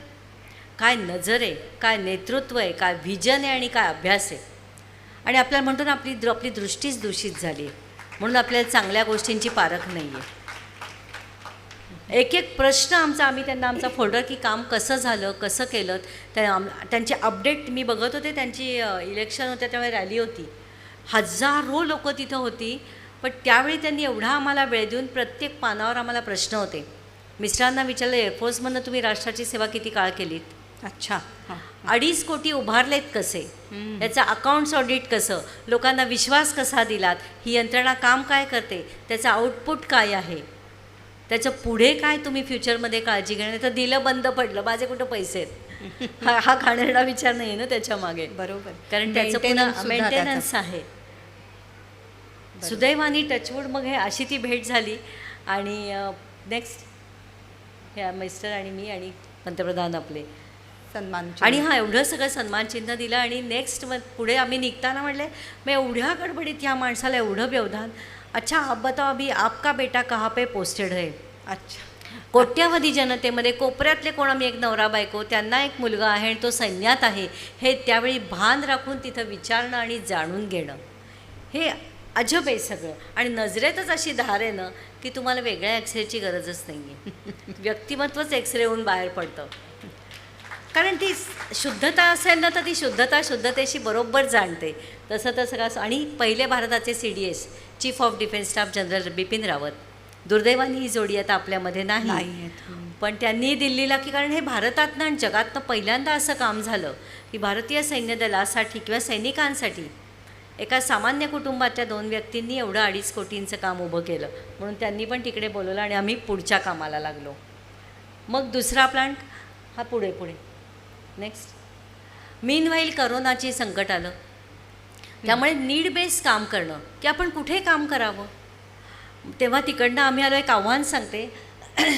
तो प्लांट देताना हाय अल्टिट्यूडला काम करताना मोठं आव्हान होतं. प्लांट इथं पोचला जर्मनीहून येऊन आणि रस्ते बंद झाले. तिथं आपल्यासारखे रस्ते नाही आहेत बरं का. अशी कुठलीही वाहनं जात आहेत, रेल्वे जाते, तिथे सगळ्याच गोष्टी. तिथे हेलिकॉप्टर पोचलं तर पुढच्या गोष्टी आहेत. म्हणजे आपल्या सैनिकांची रसदसुद्धा जर आपल्याला हवामानाची क्लॅरिटी मिळाली तरच ते हेलिकॉप्टर तिथे लँड होणार, मग त्यांची रसद पोचणार. आणि आम्हाला प्लांट तिथं पोचवायला रस्ते बंद झाल्यावर पुढे पर्याय नव्हता. आम्हाला तो एअरलिफ्ट करून प्लांट पुढे न्यायला लागणार होता. आणि त्यावेळी मिस्टर माझे, मी नंतर आधी आम्ही 2दा व्हिजिट करून आलो होतो. मिस्टर माझे तिथं पोचले होते. सलग 18 तास एक सैनिक कसा असतो. आणि म्हणून म्हटलं दिलेला शब्द, हो तू म्हणतेस ना आपण हे स्वप्न सत्यात जगू म्हणणारा शब्द मनुष्य तिथं जगत होता. 18 तास ते कंटिन्युअसली टार्मॅकवर होते. आणि त्या 18 तासामध्ये हाय अल्टिट्यूडला आम्ही डायरेक्ट गेलो होतो, जसं जाऊ नये. इथं कोणी मेडिकल क्षेत्र की आपण ग्रॅज्युअली जातो वरती. आम्हाला हातात वेळच नव्हता, कारण 2.5 कोटी आमचे नव्हते, समाजाचे 2.5 कोटी तिथं पोचलेले होते. ते सैनिकांच्या श्वासासाठी होते. त्यामुळे त्याला एक स्क्रॅच येणं म्हणजे सुद्धा 2.5 कोटी पाण्यात होते. त्यामुळे ती जबाबदारी जाणून तो प्लांट पुढे नेणं ही आमच्या दोघांची जबाबदारी होती. म्हणून ते 18 तास तिथं थांबले. त्या 18 तासात या डायबिटिक आणि BPच्या माणसाने औषध घेतलं नाही, जेवण खाल्लं नाही आणि पाणी प्यायला नाही, असं सगळे. कारण 2.5 कोटीचं ते काम तिथं पोचलं पाहिजे. बापरे. 18 तास ते जाऊन तिथं प्लांट पोचवून व्यक्तिमत्व परत आलं. आणि मग हॉस्पिटलायझेशन जे सुरू झालं. आणि म्हणून तिथं संघर्ष कुठं आला, कारण त्यात ज्या माणसाने श्वासासाठी काम केलं त्याच्याच श्वासावर काम करायची वेळ आली ना. कारण तिथे त्यांना कावीळ झाली, ती पोटात उतरली, उलटली आणि कंटिन्युअस हॉस्पिटलायझेशन सुरू झालं. पण त्या हॉस्पिटलमध्ये मी त्यांना ॲडमिट करत असताना, ज्या मिलिटरी हॉस्पिटल पुण्याला खडकीला मी त्यांना ॲडमिट करत होते. हे त्या मधल्या करोनाच्या काळात त्याच वेळी तो मनुष्य बेडवर आणि आम्ही विचार करतोय की या सैनिकांचं कसं होणार. मग तिथे सगळे सैनिक, दिव्यांग सैनिक, त्यांची कामं थांबली आहेत. कोणालाच बाहेर पडता येत नव्हतं, आपण जाणत होतो. मग त्याच वेळी म्हणलं ना, तिथे झोपून सुद्धा डोकं काम करत होतं, पुढचं काम काय करायचं आहे. त्याच वेळी आम्ही इथे उभा की आपली एक साईट गव्हर्नमेंटला डेव्हलप करून दिली, महाराष्ट्र राज्य सैनिक कल्याणला, की त्यामुळे 2.5 लाखाच्या वर सैनिकांची कामं ही मार्गी लागली. पण आपल्या आजारपणाच्या काळात झालेलं हे काम होतं. त्यामुळे तो सैनिक सतत त्याचं डोकं ना आमच्या कामातच असायचं की पुढे काय करणार आहोत. ते पूर्ण झालं. नेक्स्ट. आणि त्या म्हणून ह्याच्याबरोबर सॅमल्टेनियसली भिक्षा काही थांबली नव्हती. भिक्षेला जाता आता पुढचे 3.5 कोटी मला दिसत होते. मग त्या 3.5 कोटीसाठी माझा प्रवास सुरू होता. मला मुंबईला यायचं होतं सह्याद्री वाहिनीवर इंटरव्ह्यू द्यायला, आणि तेव्हा हे व्यक्तिमत्व सिरियस होऊन हॉस्पिटलमध्ये लँड झालेलं होतं. आणि मला आठवतं आहे त्या काळामध्ये सुद्धा आपलं बोलणं व्हायचं. त्यावेळेला अनेकदा योगेशजींची तब्येत नाही गं, त्याला बरं नाही आहे हॉस्पिटलमध्ये, पण काम आपल्याला सुरू ठेवायचं आहे ना. कुठून एवढं मनोबल ह्या बाईमध्ये आलं? तर आणि झालं कसं, ते खूप सिरियस, म्हणजे ICU. डॉक्टरांनी घेतलं बोलवून की मॅडम रिलेटिव्हजना बोलवून घ्या, काही तास आहेत. आणि तेवढ्यात मला फोन आला, म्हणून मी घेऊन बाहेर गेले. नेहा बोलून आत आले. मी शांत होते बरं का, पण त्यांना तेव्हा थोडंसं कोमात गेले नव्हते. सैनिक सांगते मी तुम्हाला, माझा नवरा नाही सांगत आहे. तर खुणेने विचारलं काय, म्हणलं सांगते तुला नंतर. त्या कंडिशनमध्ये तो असा एकदम थोडा रागावला. मला डॉक्टर मलाच रागवल्यावर मी तुम्हाला सांगतोय काय त्यांची अवस्था काय. मी काहीच बोलले नाही. म्हटलं मी तुमच्या समोर आहे. त्याला काय वाटलं, त्याला विषय माहिती होता, कारण त्या कंडिशनमध्ये सुद्धा आम्ही सेकंड प्लांटच्या 3.5 कोटींचे बोलत होतो ना. तर म्हणला तुला जायचं DD सह्याद्री वाहिनीला इंटरव्ह्यू द्यायला. अच्छा. जोपर्यंत तू लोकांसमोर जाणार नाहीस, त्यांच्या मनातल्या शंकांना उत्तरं देणार नाहीस, तोपर्यंत आपले 3.5 कोटी ह्यूज प्रमाणात उभे राहणार नाही आहेत. त्यामुळे ही संधी सोडू नको. मी जाणार आहे हे निश्चित आहे. वेळ आपल्याला तुलाही माहीत नाही, मला माहिती, सो यू गो. आपण जर लोकांना म्हणतो, आणि कारण तर पक्कं होतं, मला सांगा नाही हो जरा माझ्या मिस्टरांची तब्येत हे ना, आपण खोटं बोलतो. आपण त्या व्यक्तीचा मृत्यू कोणीच थांबवू शकणार नव्हतो. मग ज्या व्यक्तीने ते ध्येय घेऊन आम्ही जगलो ना, त्या ध्येयासाठी जगणं हेच महत्त्वाचं होतं. मी माझ्या नवऱ्याला तिथेच सोडलं. मी आले इकडे, आणि तिथवर ती व्यक्ती थांबली नाही बरं का. तो सैनिक त्यांनी काय केलं, ICUतनं बाहेर काढलं डॉक्टरांशी संघर्ष करून, की तर ज्या रूममध्ये हॉस्पिटलच्या स्क्रीन असेल, कारण तो इंटरव्ह्यू लाईव्ह होता. म्हणजे मला धाकच असा होता ना की तिथं काही चुकीची बोललीस तर बघ. एक संधी आहे लोकांपर्यंत पोचायची, त्यामुळे सगळे विचार नेमकेपणाने गेले पाहिजेत, हे तो तिथनं बघत होता. आल्यावर माझी नाही तर बरोबर इंटरव्ह्यू होता मग. पण म्हणजे हे जे होतं, आणि मी परत आले त्या कंडिशनमध्ये डॉक्टरांनी आमच्या जबाबदारीवर आम्हाला सोडलं की तुम्ही बघा. आणि त्याच्या कंडिशनमध्ये हा सेकंड प्लांट आम्ही इन्स्टॉल करायला जम्मू काश्मीरला गेलो. 3.5 कोटी समाजाने साथ दिली, आणि हा दुसरा प्लांट 2022मध्ये उभा राहिला. नेक्स्ट. आणि मग परत आलो की पुन्हा हॉस्पिटलची वारी. मग त्याला हॉस्पिटलमध्ये ॲडमिट करत होते. तो स्ट्रेचरवर होता, मी त्याच्याबरोबर चालत होते. हॉस्पिटलमध्ये आपण सगळेजण वेगवेगळ्या अशा बोर्ड्स वाचत असतो. त्यात एक बोर्ड आम्ही दोघांनी एकाच वेळी वाचला, स्पायनल कॉर्ड इंजुरी सेंटर. अच्छा. आणि दोघांनी एकाच वेळी दोघांना म्हटलं, हां या लोकांसाठी पण काम व्हायला पाहिजे ना आपल्या हातनं. कारण जे सैनिक विविध ऑपरेशनमध्ये दिव्यांग होतात, त्यांच्या पुढच्या आयुष्याचं काय. त्यांना काही वेळा 24-24 तास काही वेगळ्या ट्रीटमेंट द्याव्या लागतात. मग आपण याच्यासाठी सोलरचं काम केलं तर हे तो असाच. आणि मी उभी राहून बोलते त्याच्याशी, म्हटलं तू आधी पटकन बरा हो, मग आपण हे काम करू. पण दुर्दैवाने तिथं त्याची साथ सुटली. पण आपण जी कारणं सांगतो ना, मला खूप ह्या कारणांची मनस्वी चीड आहे. एक सेवा ह्या क्षेत्राने विचारांनी केला तर. कारण तो गेला, पण त्याला मी कमिट केलं होतं की मी रडत बसणार नाही आहे. आपली पुढची जी स्वप्न आहेत ना ती मी नक्की पूर्ण करणार आहे. आणि 5व्या दिवशी मी आधीच असे आपला हा जसा कार्यक्रम ठरला तसा एक पुण्यात 2 सेशन माझे 2.5 तासांचे आधीच ठरलेले होते. आयोजकांनी मला फोन केला की आता का सर नाही आहेत तर कॅन्सल. म्हणलं नाही सर आहेत ना, या कामात सर आहेत. मनुष्य शरीराने जातो पण विचारांनी नाही जात. आणि ते विचार जगणं म्हणून तर म्हणलं राष्ट्रपुरुष जगले गेले पाहिजेत, मिरवणुका आणि हार घालणं नाही. तसा हा सैनिकाला मला जगवायचं होतं. आणि तो सेशन केला. त्याच्याबरोबर आपण घरी 10वा-13वा काय श्राद्ध करतो ते होतं. मीनवाईल तो बेड रिडन असताना जे आमच्या प्रोजेक्ट्सवर वेगळं बोलणं चाललं होतं, तेव्हा दिव्यांग सैनिकांच्या दिव्यांग मुलांसाठी त्यांची एक आशा स्कूल नावाची शाळा असते. त्या मुलांसाठी सुद्धा आमचं अशी डोक्यात अखंड तेच होतं ना तर त्या प्रोजेक्टसाठी मला व्हिजिटला जायचं होतं. श्राद्ध वगैरे घरातलं धार्मिक कार्य झालं, नातेवाईक होते, सगळ्यांना नमस्कार केला, गुरुजींना केला. म्हटलं मला माफ करा, मला माझ्या कामाच्या व्हिजिटसाठी जावं लागेल.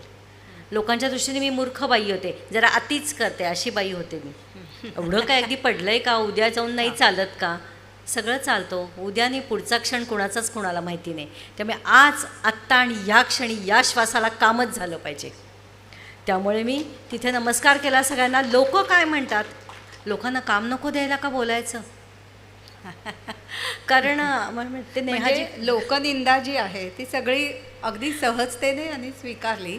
त्याकडे ते काम ती ताकद देतं. काम ही ताकद. येस, खरी गोष्ट. आणि मी गेले त्या व्हिजिटला. नेक्स्ट.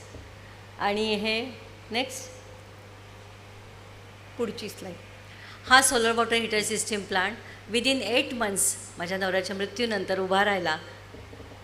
नेक्स्ट. आणि ती त्या दिव्यांग शाळेच्या मुलांना ती स्कूल बस आमच्या डोक्यात होतं. ती मुलं पालकच उभे नाहीत, ती शाळेत कशी पोचणार, मग त्यामुळे त्यांचं शिक्षण अडणार आहे का?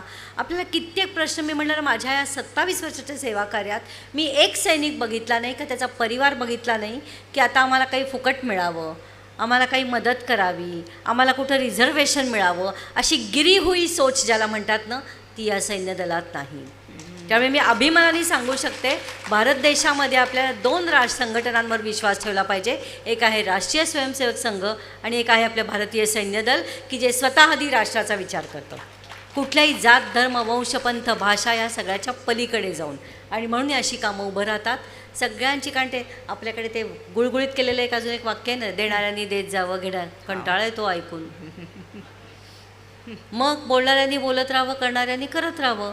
बोलणाऱ्यांनी बोलता बोलता करणाऱ्याचं करणं घ्यावं. हे छान नाही का? त्यामुळे तुम्ही बोलत राहा, आपण करत राहू, असं आहे. त्यामुळे अशी कामं होत राहतात. नेक्स्ट. मग व्हिजन मी म्हटलं ना, बेडवर पडून काही वेळा तर म्हणजे असं की अगदी त्याच्या पोटात पाणी झालेलं, 100 सुया डॉक्टर खूपच आहेत आणि आम्ही दोघं मात्र याच विषयांवर बोलतोय. तेव्हा जम्मू काश्मीर हा प्रांत आजही सातत्याने असा तो संवेदनशील आहे. तर तेव्हाही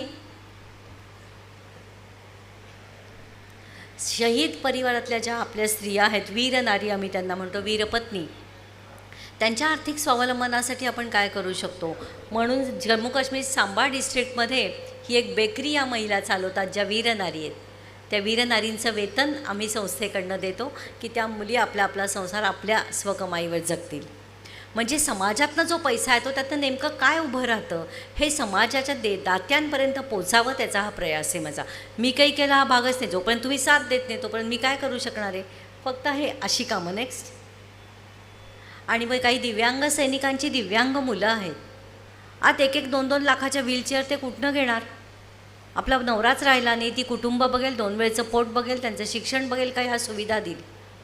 त्यामुळे ते सगळं सिस्टीमच अशी बसवून ठेवलेली आहे की अशा केसेस माझ्यापर्यंत आल्या की दिव्यांग एक आमच्या सैनिकाची ती मुलगी आहे, तिला अशी व्हीलचेअर दिली. नेक्स्ट.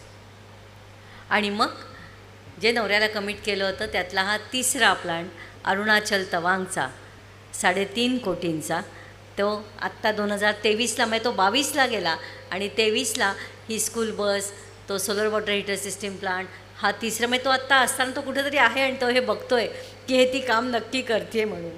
नेक्स्ट. मीनवाईल आपल्या नॉर्थ ईस्टला अशा काही जागा आहेत की तिथे ॲप्रोच रोड नाही आहेत आणि त्या निसर्गाची आव्हानं मी म्हणलं ॲज अ टुरिस्ट तिथं जाऊन पाहणं, वा काय ब्युटी. कशाला स्वित्झर्लंडला जाता, नॉर्थ ईस्टला स्वित्झर्लंड इथंच आहे. आपला देश आधी पहा. खरं. तर तिथे मी बघत होते की इव्हॅक्युएट करणं सैनिकांना कुठल्याही कॅज्युअल्टीच्या हे खूप अवघड होतं. मग अशा ठिकाणी हे पेशंट ट्रान्सफर युनिट. नेक्स्ट. आणि अशा 5 क्रिटिकल केअर ॲम्ब्युलन्स त्या तिथे आत्ता मी नुकत्याच डोनेट म्हणजे तिथे समर्पित करणार आहे संस्थेतर्फे. नेक्स्ट. नेक्स्ट. काय त्या लोकांच्या चेहऱ्यामध्ये समाधान असतं माहिती आहे की आहे कुठंतरी समाजामध्ये आमच्या ह्या जगण्याची जाणीव आहे आणि ती नक्की आपल्यामध्ये आहे. फक्त आपण नेमकं काय करू शकतो हे पोचवण्याचा हा मार्ग आहे. नेक्स्ट. नेक्स्ट दादा. राहू दे, तो व्हिडिओ आहे ॲम्ब्युलन्सचा. हां, अशा त्या क्रिटिकल केअर ॲम्ब्युलन्स, काही इलेक्ट्रिक बस, ते 2 इलेक्ट्रिक बस पण तिथं आहेत. कारण त्यांना तिथल्या कॅन्टमध्ये सुद्धा आहे त्या ठिकाणून बाहेर येण्यापर्यंत आपल्याला इथं ओला उबेरची सवय या यंत्रावर. लगेच आपल्याला ज्या सुविधा किंवा ॲडव्हर्स कंडिशन्सला मिळणाऱ्या सुविधांची सवय आहे, तिथं त्या गोष्टी ताबडतोब उपलब्धच नाही आहेत. कसं जगावं त्या सैनिकांनी आणि त्यांच्या कुटुंबियांनी ह्यात. आणि आत्ता नुकती जस्ट मी आत्ता तिकडनंच आली आहे, म्हणजे 4 दिवसापूर्वी अरुणाचलला ह्या ई बस दिल्या. 3 ई बस परत तिथे देऊन आले एका युनिटला. नेक्स्ट. आणि हा 4था प्लांट अरुणाचल सुभानश्रीला 3.5 कोटींचा. म्हणजे असं एकूण 17 कोटींची वाटचाल ही केवळ ती भिक्षेची, पावन भिक्षेची ताकद आहे. नाही तर कुठून सांगा माझ्या लोकांनी, समाजाने एवढा विश्वास ठेवावा? कधी, कसे, केव्हा, कुठे? अहो, कधी आपला जन्मदिन आहे, पार्टी आहे, बड्डे पार्टी, गेट टुगेदर, जन्म, मुंज, लग्न, कार्य, राष्ट्राला आठवा. मातृभूमी तुझसाठी जनन, ते सावरकर म्हणून गेले. आम्ही जगणार कधी? मग कोणत्याही क्षणाने आयुष्याच्या सुख आणि दुःखाच्या प्रसंगी मी तर राष्ट्राला आठवते. मी तशीच जगते. माझ्या आयुष्याचं ध्येय फक्त आणि फक्त हे सेवाकार्य आहे. ते आत्तापर्यंतचं हे 17 कोटींचं कार्य मी तुमच्यासमोर मांडलं. आणि पुढे अजून तीच भिक्षेची झोळी काही खाली मी ठेवलेली नाही आहे. ती तशीच पुढे चालू राहील आणि तुमच्या सगळ्यांची साथ मला लाभेल हा माझा दुर्दम्य विश्वास आहे. स्वतःच्या पलीकडे विचार करून माणूस प्रत्यक्षात कृतीत काय आणू शकतो याचं हे मूर्तिमंत उदाहरण आहे. 1 नाही, 2 नाही, 4 प्लांट्स, ऑक्सिजन जनरेशन प्लांट, आणि पुन्हा कामाची गरज ओळखून आणखी वेगवेगळे पैलू, वेगवेगळे आयाम त्याला जोडत गेल्या सुमेधाताई. खरंच दुर्दम्य इच्छाशक्ती आणि देशावरती प्रेम, राष्ट्रभक्ती याशिवाय हे शक्यच नाही असं म्हणावं लागेल. आपल्याला सगळ्यांना थोडंसं काही झालं, घरात कुठच्याही समस्या आल्या की त्याचं खूप भांडवल करायची सवय असते. इथे स्वतःचा नवरा ह्या सगळ्या कामामुळेच कदाचित आजारी पडला असं दिसतंय की त्यांना त्या ठिकाणी त्या वातावरणाशी जुळवून घेता आलं नाही शरीराला, आणि त्यामुळे त्यांना त्रास झाला. असा आपला सगळ्या ह्या कार्यामध्ये सातत्याने साथ देणारा पती, त्याला गमवावं लागलं. पण हे वैयक्तिक आयुष्यातलं दुःख बाजूला ठेवून पुन्हा देशासाठी उभं राहणं, खरंच सुमेधाताई हॅट्स ऑफ. खूप म्हणजे कौतुक हा शब्द छोटाच आहे, आणि खऱ्या अर्थाने त्याग, समर्पण काय असू शकतं हे म्हणता येईल.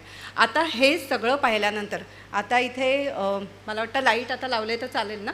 आता प्रेझेंटेशन ह्याच्यावरचं झालेलं आहे स्लाईडवरचं, तर इथले लाईट लावण्याची विनंती करते मी मंचावरचे. आता हे सगळं पाहिल्यानंतर हे तुम्हाला करायची गरज काय होती, हे खरं तर सरकारने करायला हवं असा सुद्धा एक आक्षेप कदाचित घेतला गेला असेल. म्हणजे या विचारधारेलाच छेद देणारे माझे विचार आहेत. सगळंच सरकारने करायचं, मग तुम्ही काय करायचं? आणि का बरं आपल्याला एक ही संधी नसते का? मग तुम्ही मला सांगा, आपल्या देशामध्ये अनाथ, अपंग, वृद्ध, पर्यावरण, शेतकरी, पाणी, आदिवासी कामं होत आहेत का नाही? सामाजिक होत आहेत ना, शिक्षण. मग सैनिक, आम्ही फार मोठी चूक केली की त्याला आम्ही गृहीत धरलं आहे.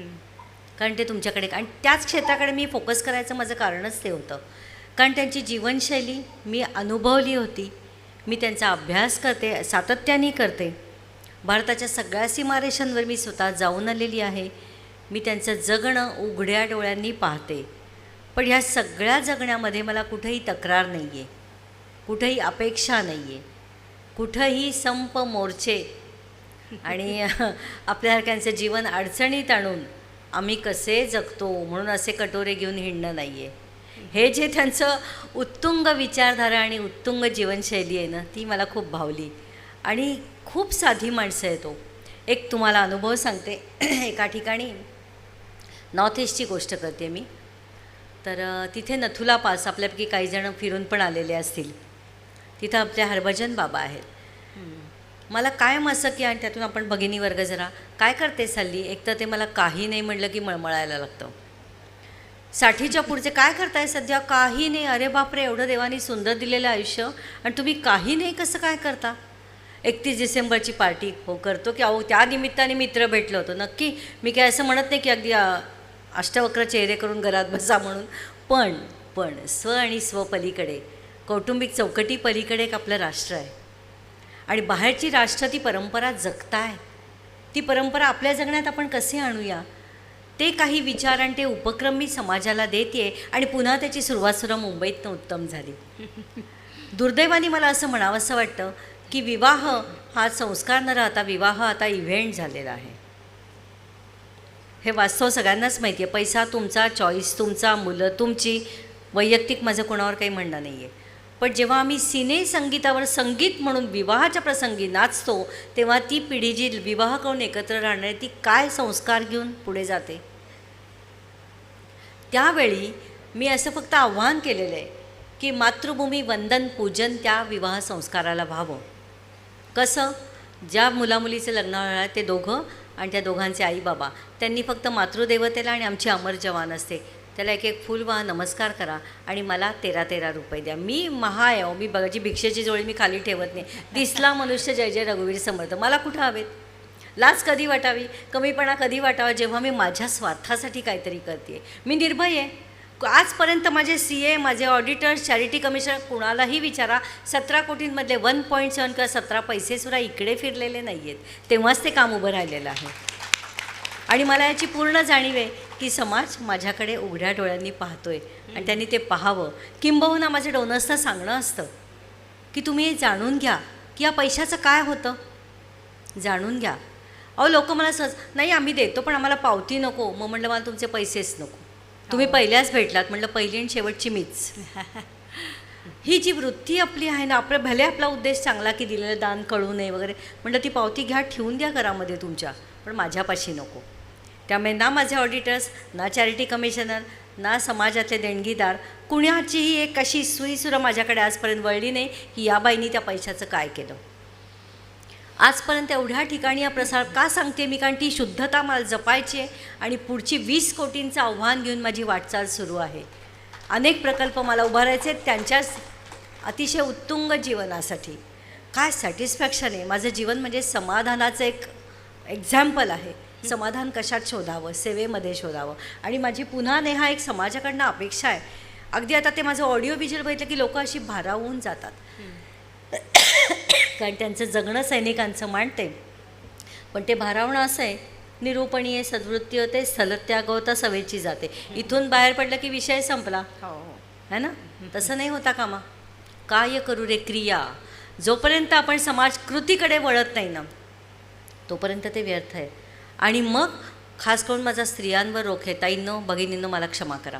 मी एक स्वतः स्त्री आहे पण बायकांना भरपूर वेळ असतो. मग तो वेळ सत्कारणी लावायचा असेल तर तो कसा. आपल्याला जो विषय समाजातला जी समस्या भावते ना स्वतःपासून सुरुवात करून कामाला लागा. कशाला वाट पाहता दुसरं तिसरं. एक मॉडेल तुम्ही उभं करा तुमच्या कामातनं, आपोआप समाज फॉलो करतो. त्याचं एक छोटं एक्झाम्पल सांगते काय घडतं तुम्ही दिलंच समाजाला की काय समोरनं येतं. शिक्षक आता बोलू नये सॉरी शिक्षणाबद्दल. एक डावी विचारसरणी या 2 व्यवस्था पोखरते. एक म्हणजे शिक्षण व्यवस्था आणि दुसरी कुटुंब व्यवस्था. कुटुंब व्यवस्थेचं लग्नाचं मी सांगितलं. शिक्षण व्यवस्थेमध्ये काय झालं, मी ज्या शाळेमध्ये होते ती अत्यंत आपण ज्याला कॉर्पोरेशन किंवा झेडपीची मुलांची शाळा. काही मुलं रोज मुली उशिराच यायची. अरे का बाळांनो, सकाळची शाळा होती. कारण असं होतं त्यांच्या इथं पाणी, ते नळाचं सामूहिक कोंडाळा वगैरे असा काहीतरी इश्यू होता. त्यामुळे त्या मुलांना पाणीच भरायला मिळायचं नाही. मग कपडे असे काय काय त्यांच्या अडचण म्हणून ती रोज उशिरा यायची. मग म्हटलं का पण पाणी का नाही. अहो ताई ती म्हटलं एकच नळ आहे का. नाही मॅडम 5 आहेत. मग म्हटलं त्यातले 3 फुटलेच आहेत आणि तिथनं पाणी सुरू झाल्यास बंद होईपर्यंत ते वाहतच राहतंय. अरे अच्छा म्हटलं असं आहे का. मग समाजसेवा आम्ही काय शिक्षण व्यवस्थेमध्ये बदल करतो माहिती आहे. पुस्तकामध्ये थेअरी समाजसेवा विषय. समाजसेवा ही काही थेअरी असते होय, तो प्रॅक्टिकली जगायचा विषय आहे. मग मी पोट्यांना म्हटलं अच्छा कुठल्या वस्तीत राहता इथे, ते पाणी कोण कोण वापरतं. वस्तीतले सगळेच. मग म्हटलं असं करा, हा मला माईक काढूनच घ्या कारण माझ्या हाताने तो माईक गेला आहे खाली. तर असं झालं. मग म्हटलं किती जणं, काही खूप लई आहेत की म्हणले बरं का लई. मग म्हटलं लईकडे जा, तुमच्या आई दादा काका मामा आत्या मावशी घ्या सगळ्याकडनं 1-1 2-2 रुपया. तुमच्याच इथे जे कोणी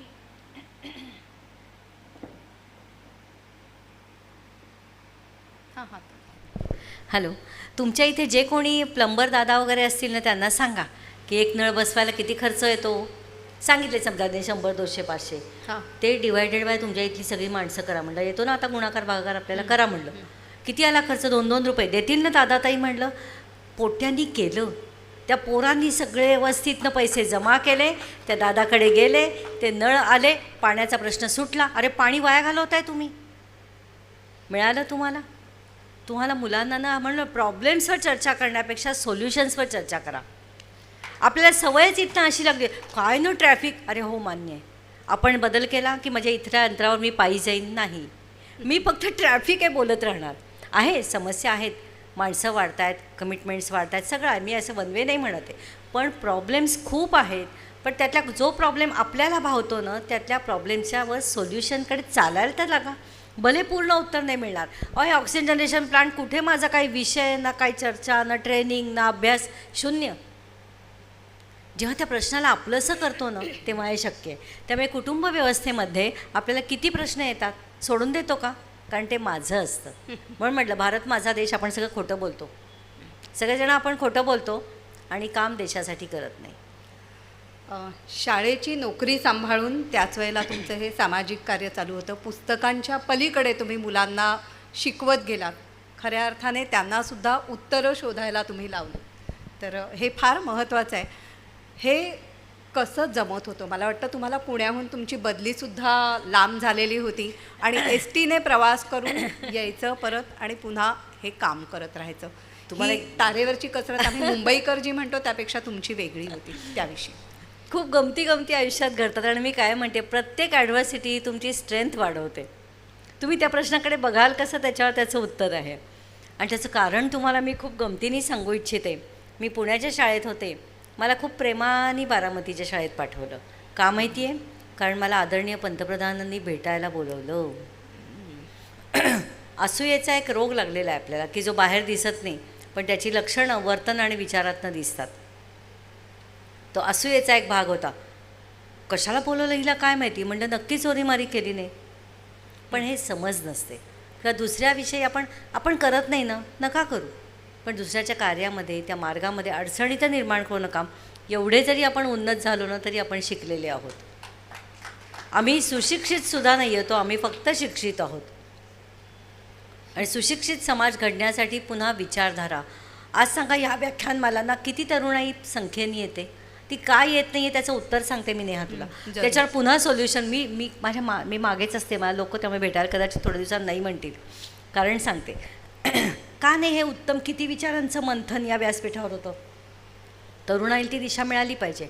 आता शिक्षण व्यवस्थेमध्ये ग्रॅज्युएशन, पोस्ट ग्रॅज्युएशन, MSW या सगळ्यांना काहीतरी प्रोजेक्ट वर्क म्हणून आमच्यासारख्या सामाजिक संस्थांबरोबर काम करायला काहीतरी 40 तास वगैरे असं काहीतरी. तेवढे तास पूर्ण करायचे. हां, म्हणजे काय करायचं आहे, तास पूर्ण करायचे. त्या कामाकडे आम्ही काय करतो, तास भरायचे, टिक मार्क, सगळ्याची टिक मार्क आहे. आणि त्यातून माझ्यासारख्या वाईट बाईच्या आसपास कोणी आलं की संपलंच मते. आली बरं का मॅडम आम्ही तुमच्यावर काम करू. म्हणलं सेवा कार्य हे सवडीनी करायचं नाही आहे, आवडीनी सवड करायची हे काम आहे. वेळ झाला तर येईन, आत्ताच्या दिवशी नाही जमलं उद्या येईन, येऊच नका. या कामाने मला एक शिकवलं, अच्छा तू नाही और सही, तू नाही और सही, पुढे जात राहा. काम एवढ्याचं एवढं होईल, पण कामाकडे जातो आपण. त्यामुळे ह्या मुलांना पुन्हा टिकमार्कमुळे मुलं कशी करतायत माहिती आहे, मॅडम सर्टिफिकेट द्या ना, मी तुमच्याकडे काम केलं होतं. म्हटलं बाबा ती मी नव्हे, दुसरा रस्ता. भले मी यामध्ये बदनाम असेल, पण तुम्हीच नकळत मुलांना की ही बाईनं देते खोटं सर्टिफिकेट 40 तास नाही, 4 मिनटाचं पण देणार नाही, तर काम कर ना. तुम्ही काम करायची त्यांची हेच मारून टाकताय खरे. आणि त्यामुळे अशा मुलांना ना की येस प्रत्यक्ष तुम्ही फील्डवर्कची अट घाला, पण आता आपल्यासारखे मोठे देणारे त्यांना कागदावर लिहून देणारे असतील म्हणून ती नैतिकता. जे कर्म मी केलंच नाही त्याचं क्रेडिट पण घेऊ नका आणि चुकीचं कर्म करायला प्रवृत्त पण करू नका.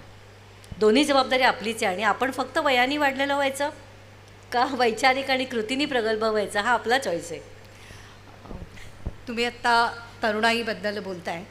तुमचा लेखसुद्धा अगदी तरुणपणी सैन्य दलामध्ये दाखल झाला तर शाळेतल्या मुलांना सुसंस्कारित करत असतानाच आपल्या घरातला तुमचा स्वतःचा मुलगा हा सुद्धा या क्षेत्राकडे तुमच्याचकडून प्रेरणा घेऊन वळला, त्याच्या वडिलांकडून आणि तुमच्याकडून. कसं काय? आजही अजूनही ना ह्या क्षेत्राकडे असं म्हणतात, अच्छा मुलगा सैन्यात आहे, अरे प्रत्येक आईनी पाठवलं पाहिजे. मग कसं काय असं सगळ्या आईला ना आपलं मूल म्हणजे इथंच पाहिजे त्या ह्याच्या अंतरावर. मग आम्ही सगळेजण नाही म्हणलं तर ते काम कोण करणार आहे? फार मोठं राष्ट्रावरचं संकट आहे, जागे व्हा. आपणच किती जण आपल्या मुलांना हे करिअर दाखवतो मनाला विचारा. आम्ही आमचे अगदी ताठ म्हणे काय सध्या मुलं कुठे आहेत? हा अमेरिकेत, तो युरोप, तो ऑस्ट्रेलिया, तो आफ्रिका. आमची मुलं भारतात राहून चांगलं काम करत आहे म्हणायला कधी शिकणार? कधी शिकणार आपण? आपणच आपल्या मुलांना हे विचार कर, तुला 4 पैसे कमी मिळाले तरी चालतील, सॅटिस्फॅक्शनसाठी काम कर. आहे ना, माझाही मुलगा UPSCला पहिला आलेला आहे म्हणून काय त्याला बाहेर जा नाही मी सांगणार, अजून शिक, अजून इथे इथे इथे काय देणं लागतोस त्याचा विचार कर, नाही तर तू माझा मुलगा नव्हेस. मोकळं एकदम. काही गोष्टी आईवडील म्हणून सुद्धा आपल्याला कठोर होऊन आपल्या जगण्यातनं मात्र. मी मात्र सगळ्याच फॉरेनचे गोडवे गायचे आणि मुलाला म्हणायचं मातृभूमीची सेवा कर. मी अजिबात असं म्हणत नाही परकीय गोष्टी वाईट आहेत, अजिबात नाही. मी म्हणते जा, जरूर जा, तिथल्या उत्तम उत्तम गोष्टी शिका आणि परत या. ज्या सावरकरांना मी गुरु मानते ना, ते म्हणले ना की तिथं मी जाऊन सगळं शिकलो, पण ते मी सुमन फुले जी आहेत ना, कर्तव्याचा सुगंध माझ्या मातृभूमीला मिळू दे म्हणून मी परत येतो आहे, ही आतमध्ये जाण पेरा त्यांच्या की जा ना, जरूर शिक. आणि केवळ पॅकेजसाठीचं जगणं बंद आलं पाहिजे. मला खूप आज एक ह्या क्षेत्रात इतके वर्ष काम केलं खंत आहे की समाजासाठीच करायची इच्छा नाही असं नाही आहे, पण ती बसल्या जागी आहे.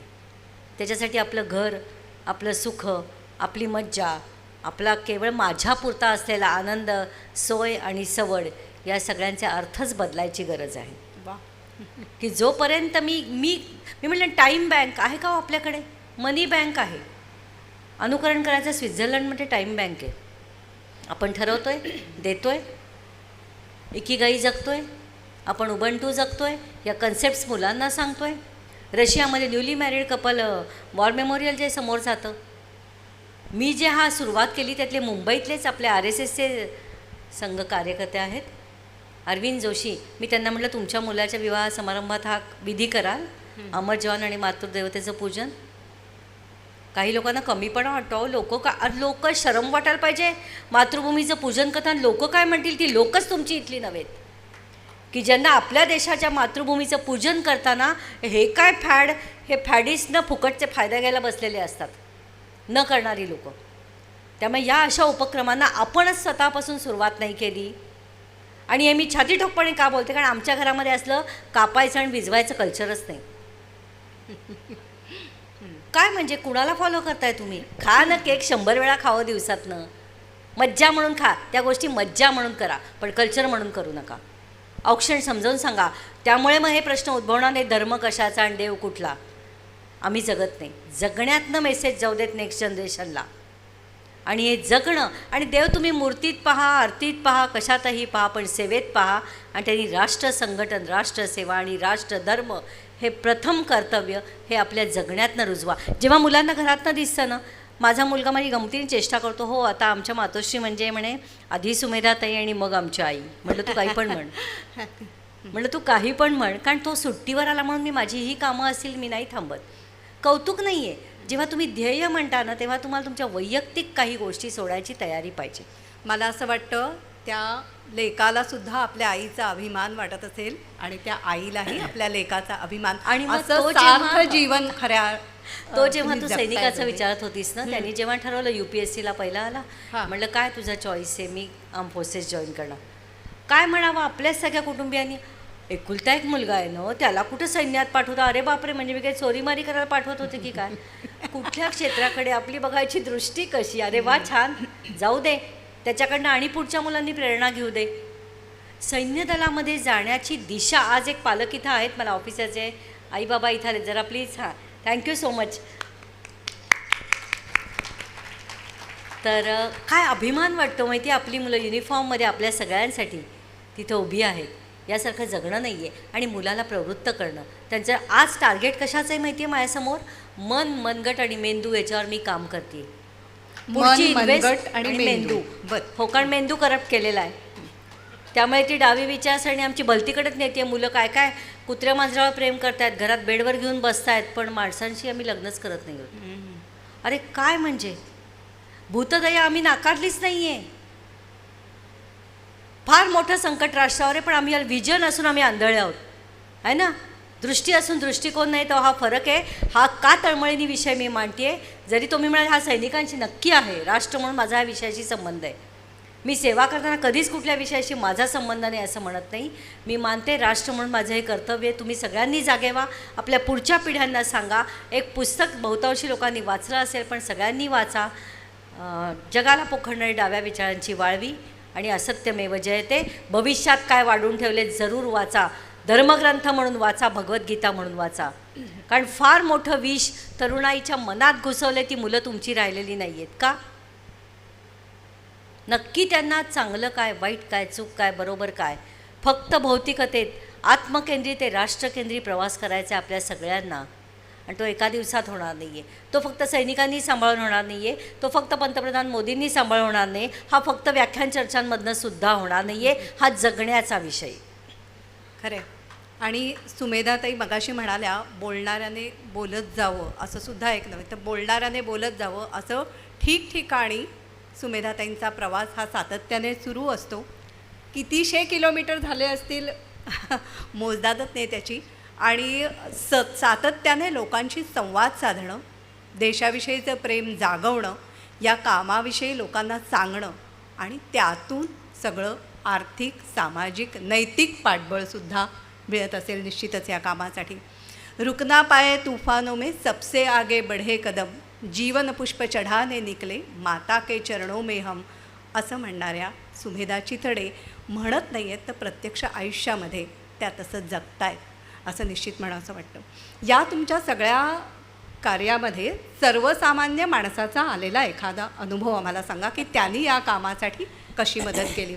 आणि त्यांचं बोलण्याविषयी मगाशी सांगितलं तर आकाशवाणीवर सुद्धा सुमेधाताईंच्या अनेक मुलाखती, म्हणजे अनेक वर्षांचा आमचा स्नेह आहे की तिथेसुद्धा त्यांनी बऱ्याच वेळेला हा विषय मांडलेला आहे. अगदी ज्यावेळेला उरीचा हल्ला झाला होता त्यानंतर आकाशवाणीच्या सभागृहामध्ये आम्ही सुमेधाताईंना आमंत्रित केलं होतं आणि मनामध्ये, प्रत्येकाच्या मनामध्ये राष्ट्रभक्तीची ज्योत जागवण्याचा हा छोटासा प्रयत्न करत असतो आपण. सुमेधाताईंचं कार्य हे अक्षरशः यज्ञकुंडासारखं आहे असं म्हणता येईल. आणि त्याच्यामध्ये सामान्य माणसाची आहुती, समिधा ही कशा प्रकारे, त्या अनुभवांचा एक कार्यक्रम करायला लागेल. असे अनुभव आहेत की ज्या अनुभवांनी समाजानेच मला समृद्ध केलेलं आहे. आणि माझी धारणा त्या कामामागची अशीच आहे, जेव्हा हे आकडे मी उच्चारते ना, 17 कोटी 20 कोटी, हे काही सहज नाही आहेत. आणि ते मला CSR अंडर माझी कामं खरं तर पटापट होऊ शकतील, पण मी फारशी उत्सुक नसते ते फंड्स स्वीकारायला. कारण पटकन ते काम येईल, ते पैसा माझ्याकडे फंड्स वेगाने जमा होतील, पण तो वेगाने येणारा पैसा हा भावानी आलेला नसेल. आणि मला राष्ट्रभक्ती भावानी भले 1 रुपया आणि तो तसा पैसा. आजच गंमत सांगते, म्हणजे माझा कधीही फोन अनअटेंडेड राहत नाही, कारण 24 तास फोन माझा चालू, पण मी आता उचलू शकत नाही. मी प्रवासात असेल, कार्यक्रमात असेल, तर तुम्ही म्हणाल म्हणल्या अशा आणि आम्ही केलं तर उचललं नाही, पण प्रॅक्टिकली मी सगळ्यांशी बोलणं शक्य नाही आहे ना. तर असं झालं, कालचीच गोष्ट सांगते. 11:15 वाजले होते बरं का, अननोन नंबर, पण मी नमस्कार बोला. ताई, नाशिकचा ड्रायव्हर होता, ट्रक ड्रायव्हर. अच्छा. तर त्यांनी माझा व्हिडिओ पाहिला.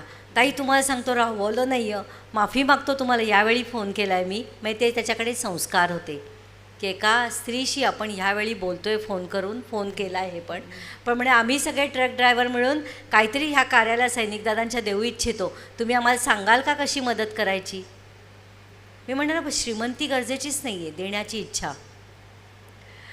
एक ती जेव्हा 13 दिवस 13 घरी पावनभिक्षा माझी सुरू होती,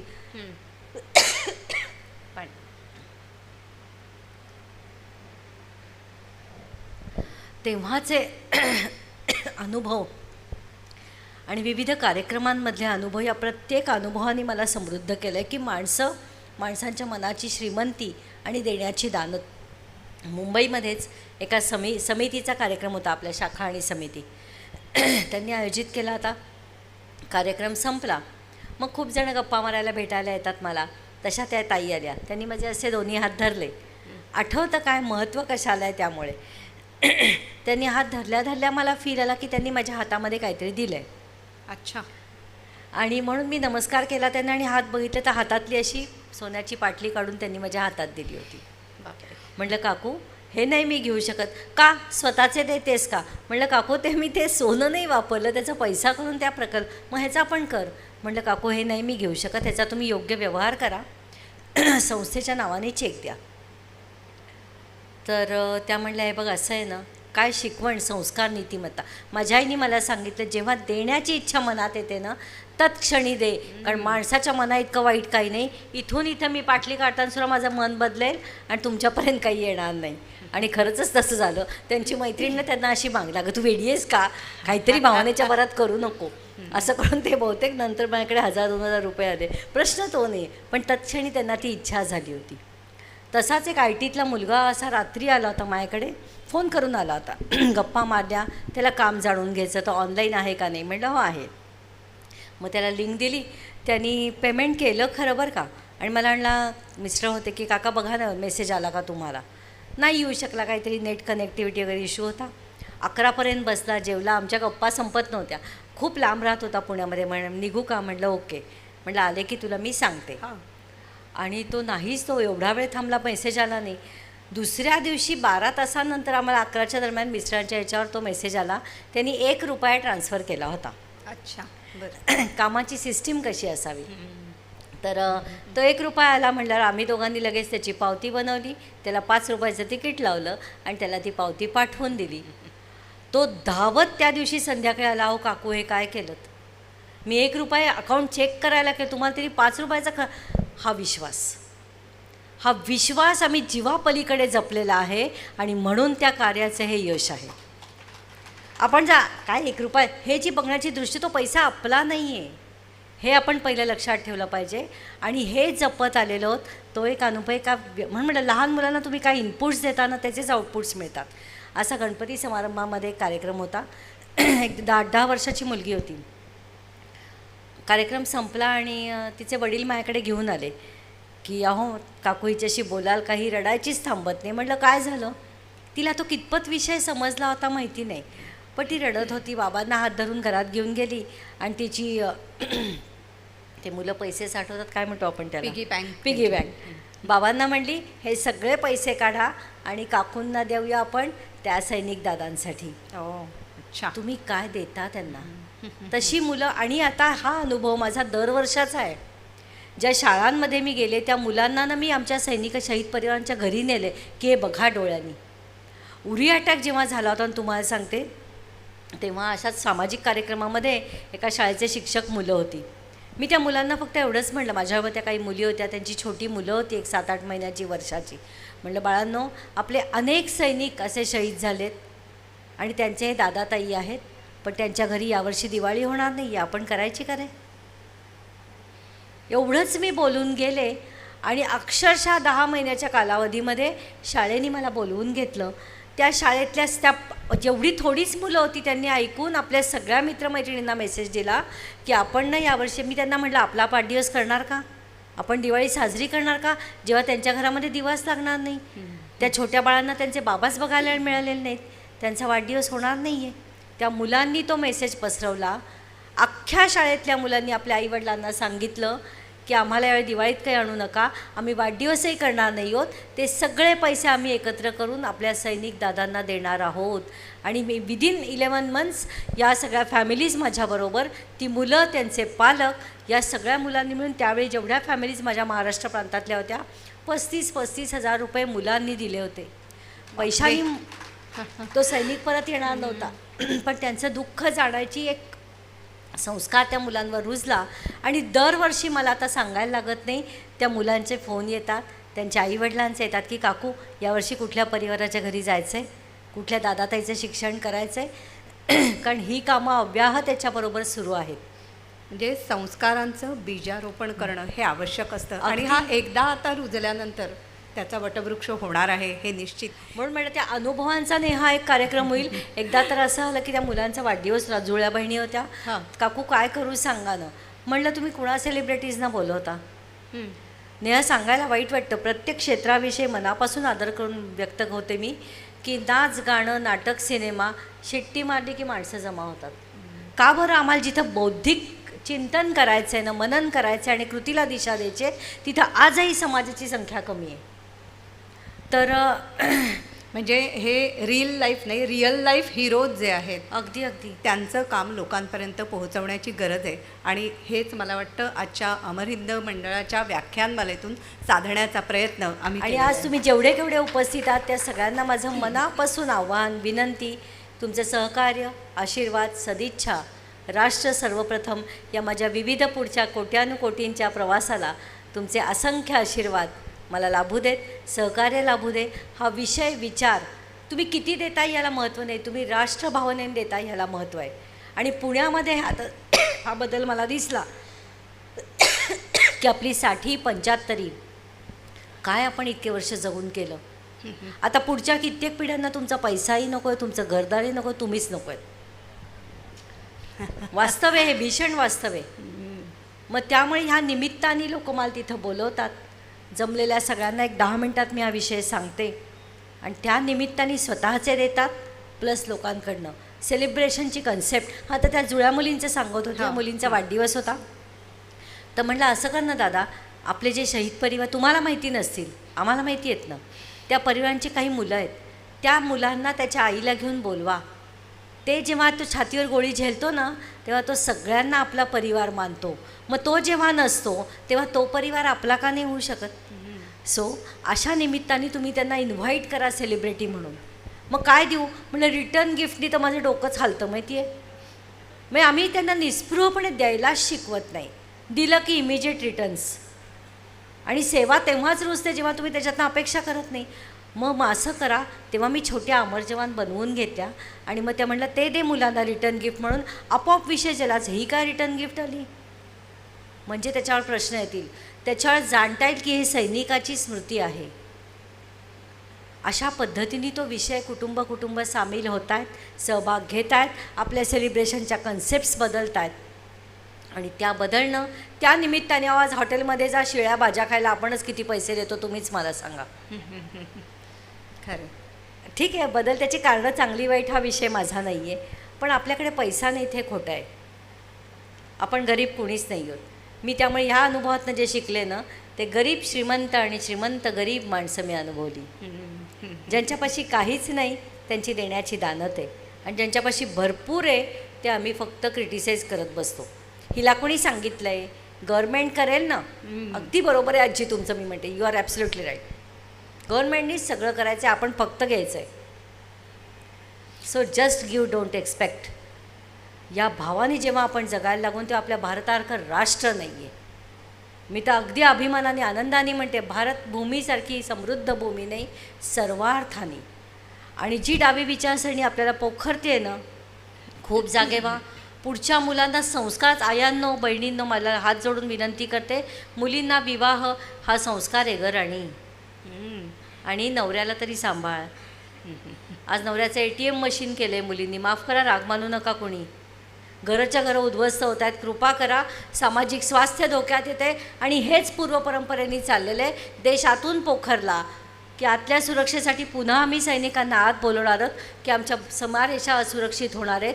आपण आपल्या राष्ट्राचं भवितव्य धोक्यात आणायचं नाही आहे. सो असं अजिबात म्हणू नका की माझी काय जबाबदारी.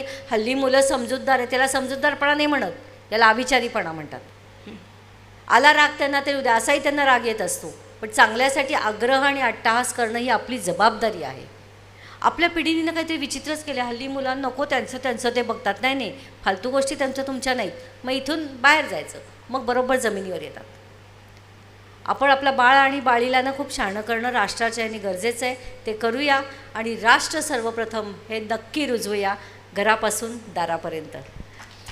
एक खूप जुनं गाणं आहे.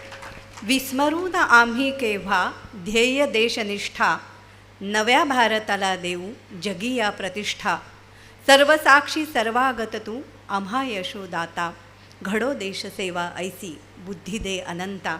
आज सुमेधाताईंचे अनुभव आपण ऐकलेले आहेत. खऱ्या अर्थाने विचारांचं अमृतमंथन आज या ठिकाणी झालेलं आहे. तर आज हा संकल्प, अशी प्रार्थना आपण सगळ्यांनी करण्याची गरज आहे. सुमेधाताईंच्या या कार्याला मनापासून दाद देऊया आणि आजचं हे व्याख्यान, आजची मुलाखत, गप्पा संपल्या असं मी जाहीर करते. वसा देशप्रेमाचा फक्त सुमेधाताईंचा नाही आहे, आपल्यापैकी प्रत्येकाने ही जबाबदारी घेण्याची गरज आहे. अंशतः आपल्याला जे जमेल त्या प्रकारे, नाही का. मनापासून आभार मानते. धन्यवाद सुमेधाताई. येस, धन्यवाद नेहा. अमर हिंद मंडळ उपस्थित तुम्हा सगळ्यांना मनापासून वंदन करते. मातृभूमीला वंदन तर आहेच कायम, पण ज्यांची इच्छा असेल या आर्थिक योगदान तुम्ही जरूर देऊ शकता. कृपा करून देताना रोख देणार असाल तर 2000पर्यंतच नियमाने आम्ही रोख घेऊ शकतो. ऑनलाईन पण तुम्ही करू शकता, धनादेश स्वरूपात देऊ शकता. माझी सहकारी इथं आहे, नेहाताईंकडे पण मी डिटेल्स शेअर करीन. पण पुढचा टप्पा यशस्वीरित्या पूर्ण करायला तुमच्या पैशासह भावना, आशीर्वाद आणि सहकार्य लाभू दे ही विनंती करते. आणि तुमच्यासह तुमचा हा माझा मेसेज तुमचे नातेवाईक, मित्रमैत्रिणी, शेजारी यांना पोचवा आणि आपण सगळे मिळून आपलं राष्ट्र असंच उन्नत आणि संघटित ठेवूया. Thank you so much. Vande Mataram.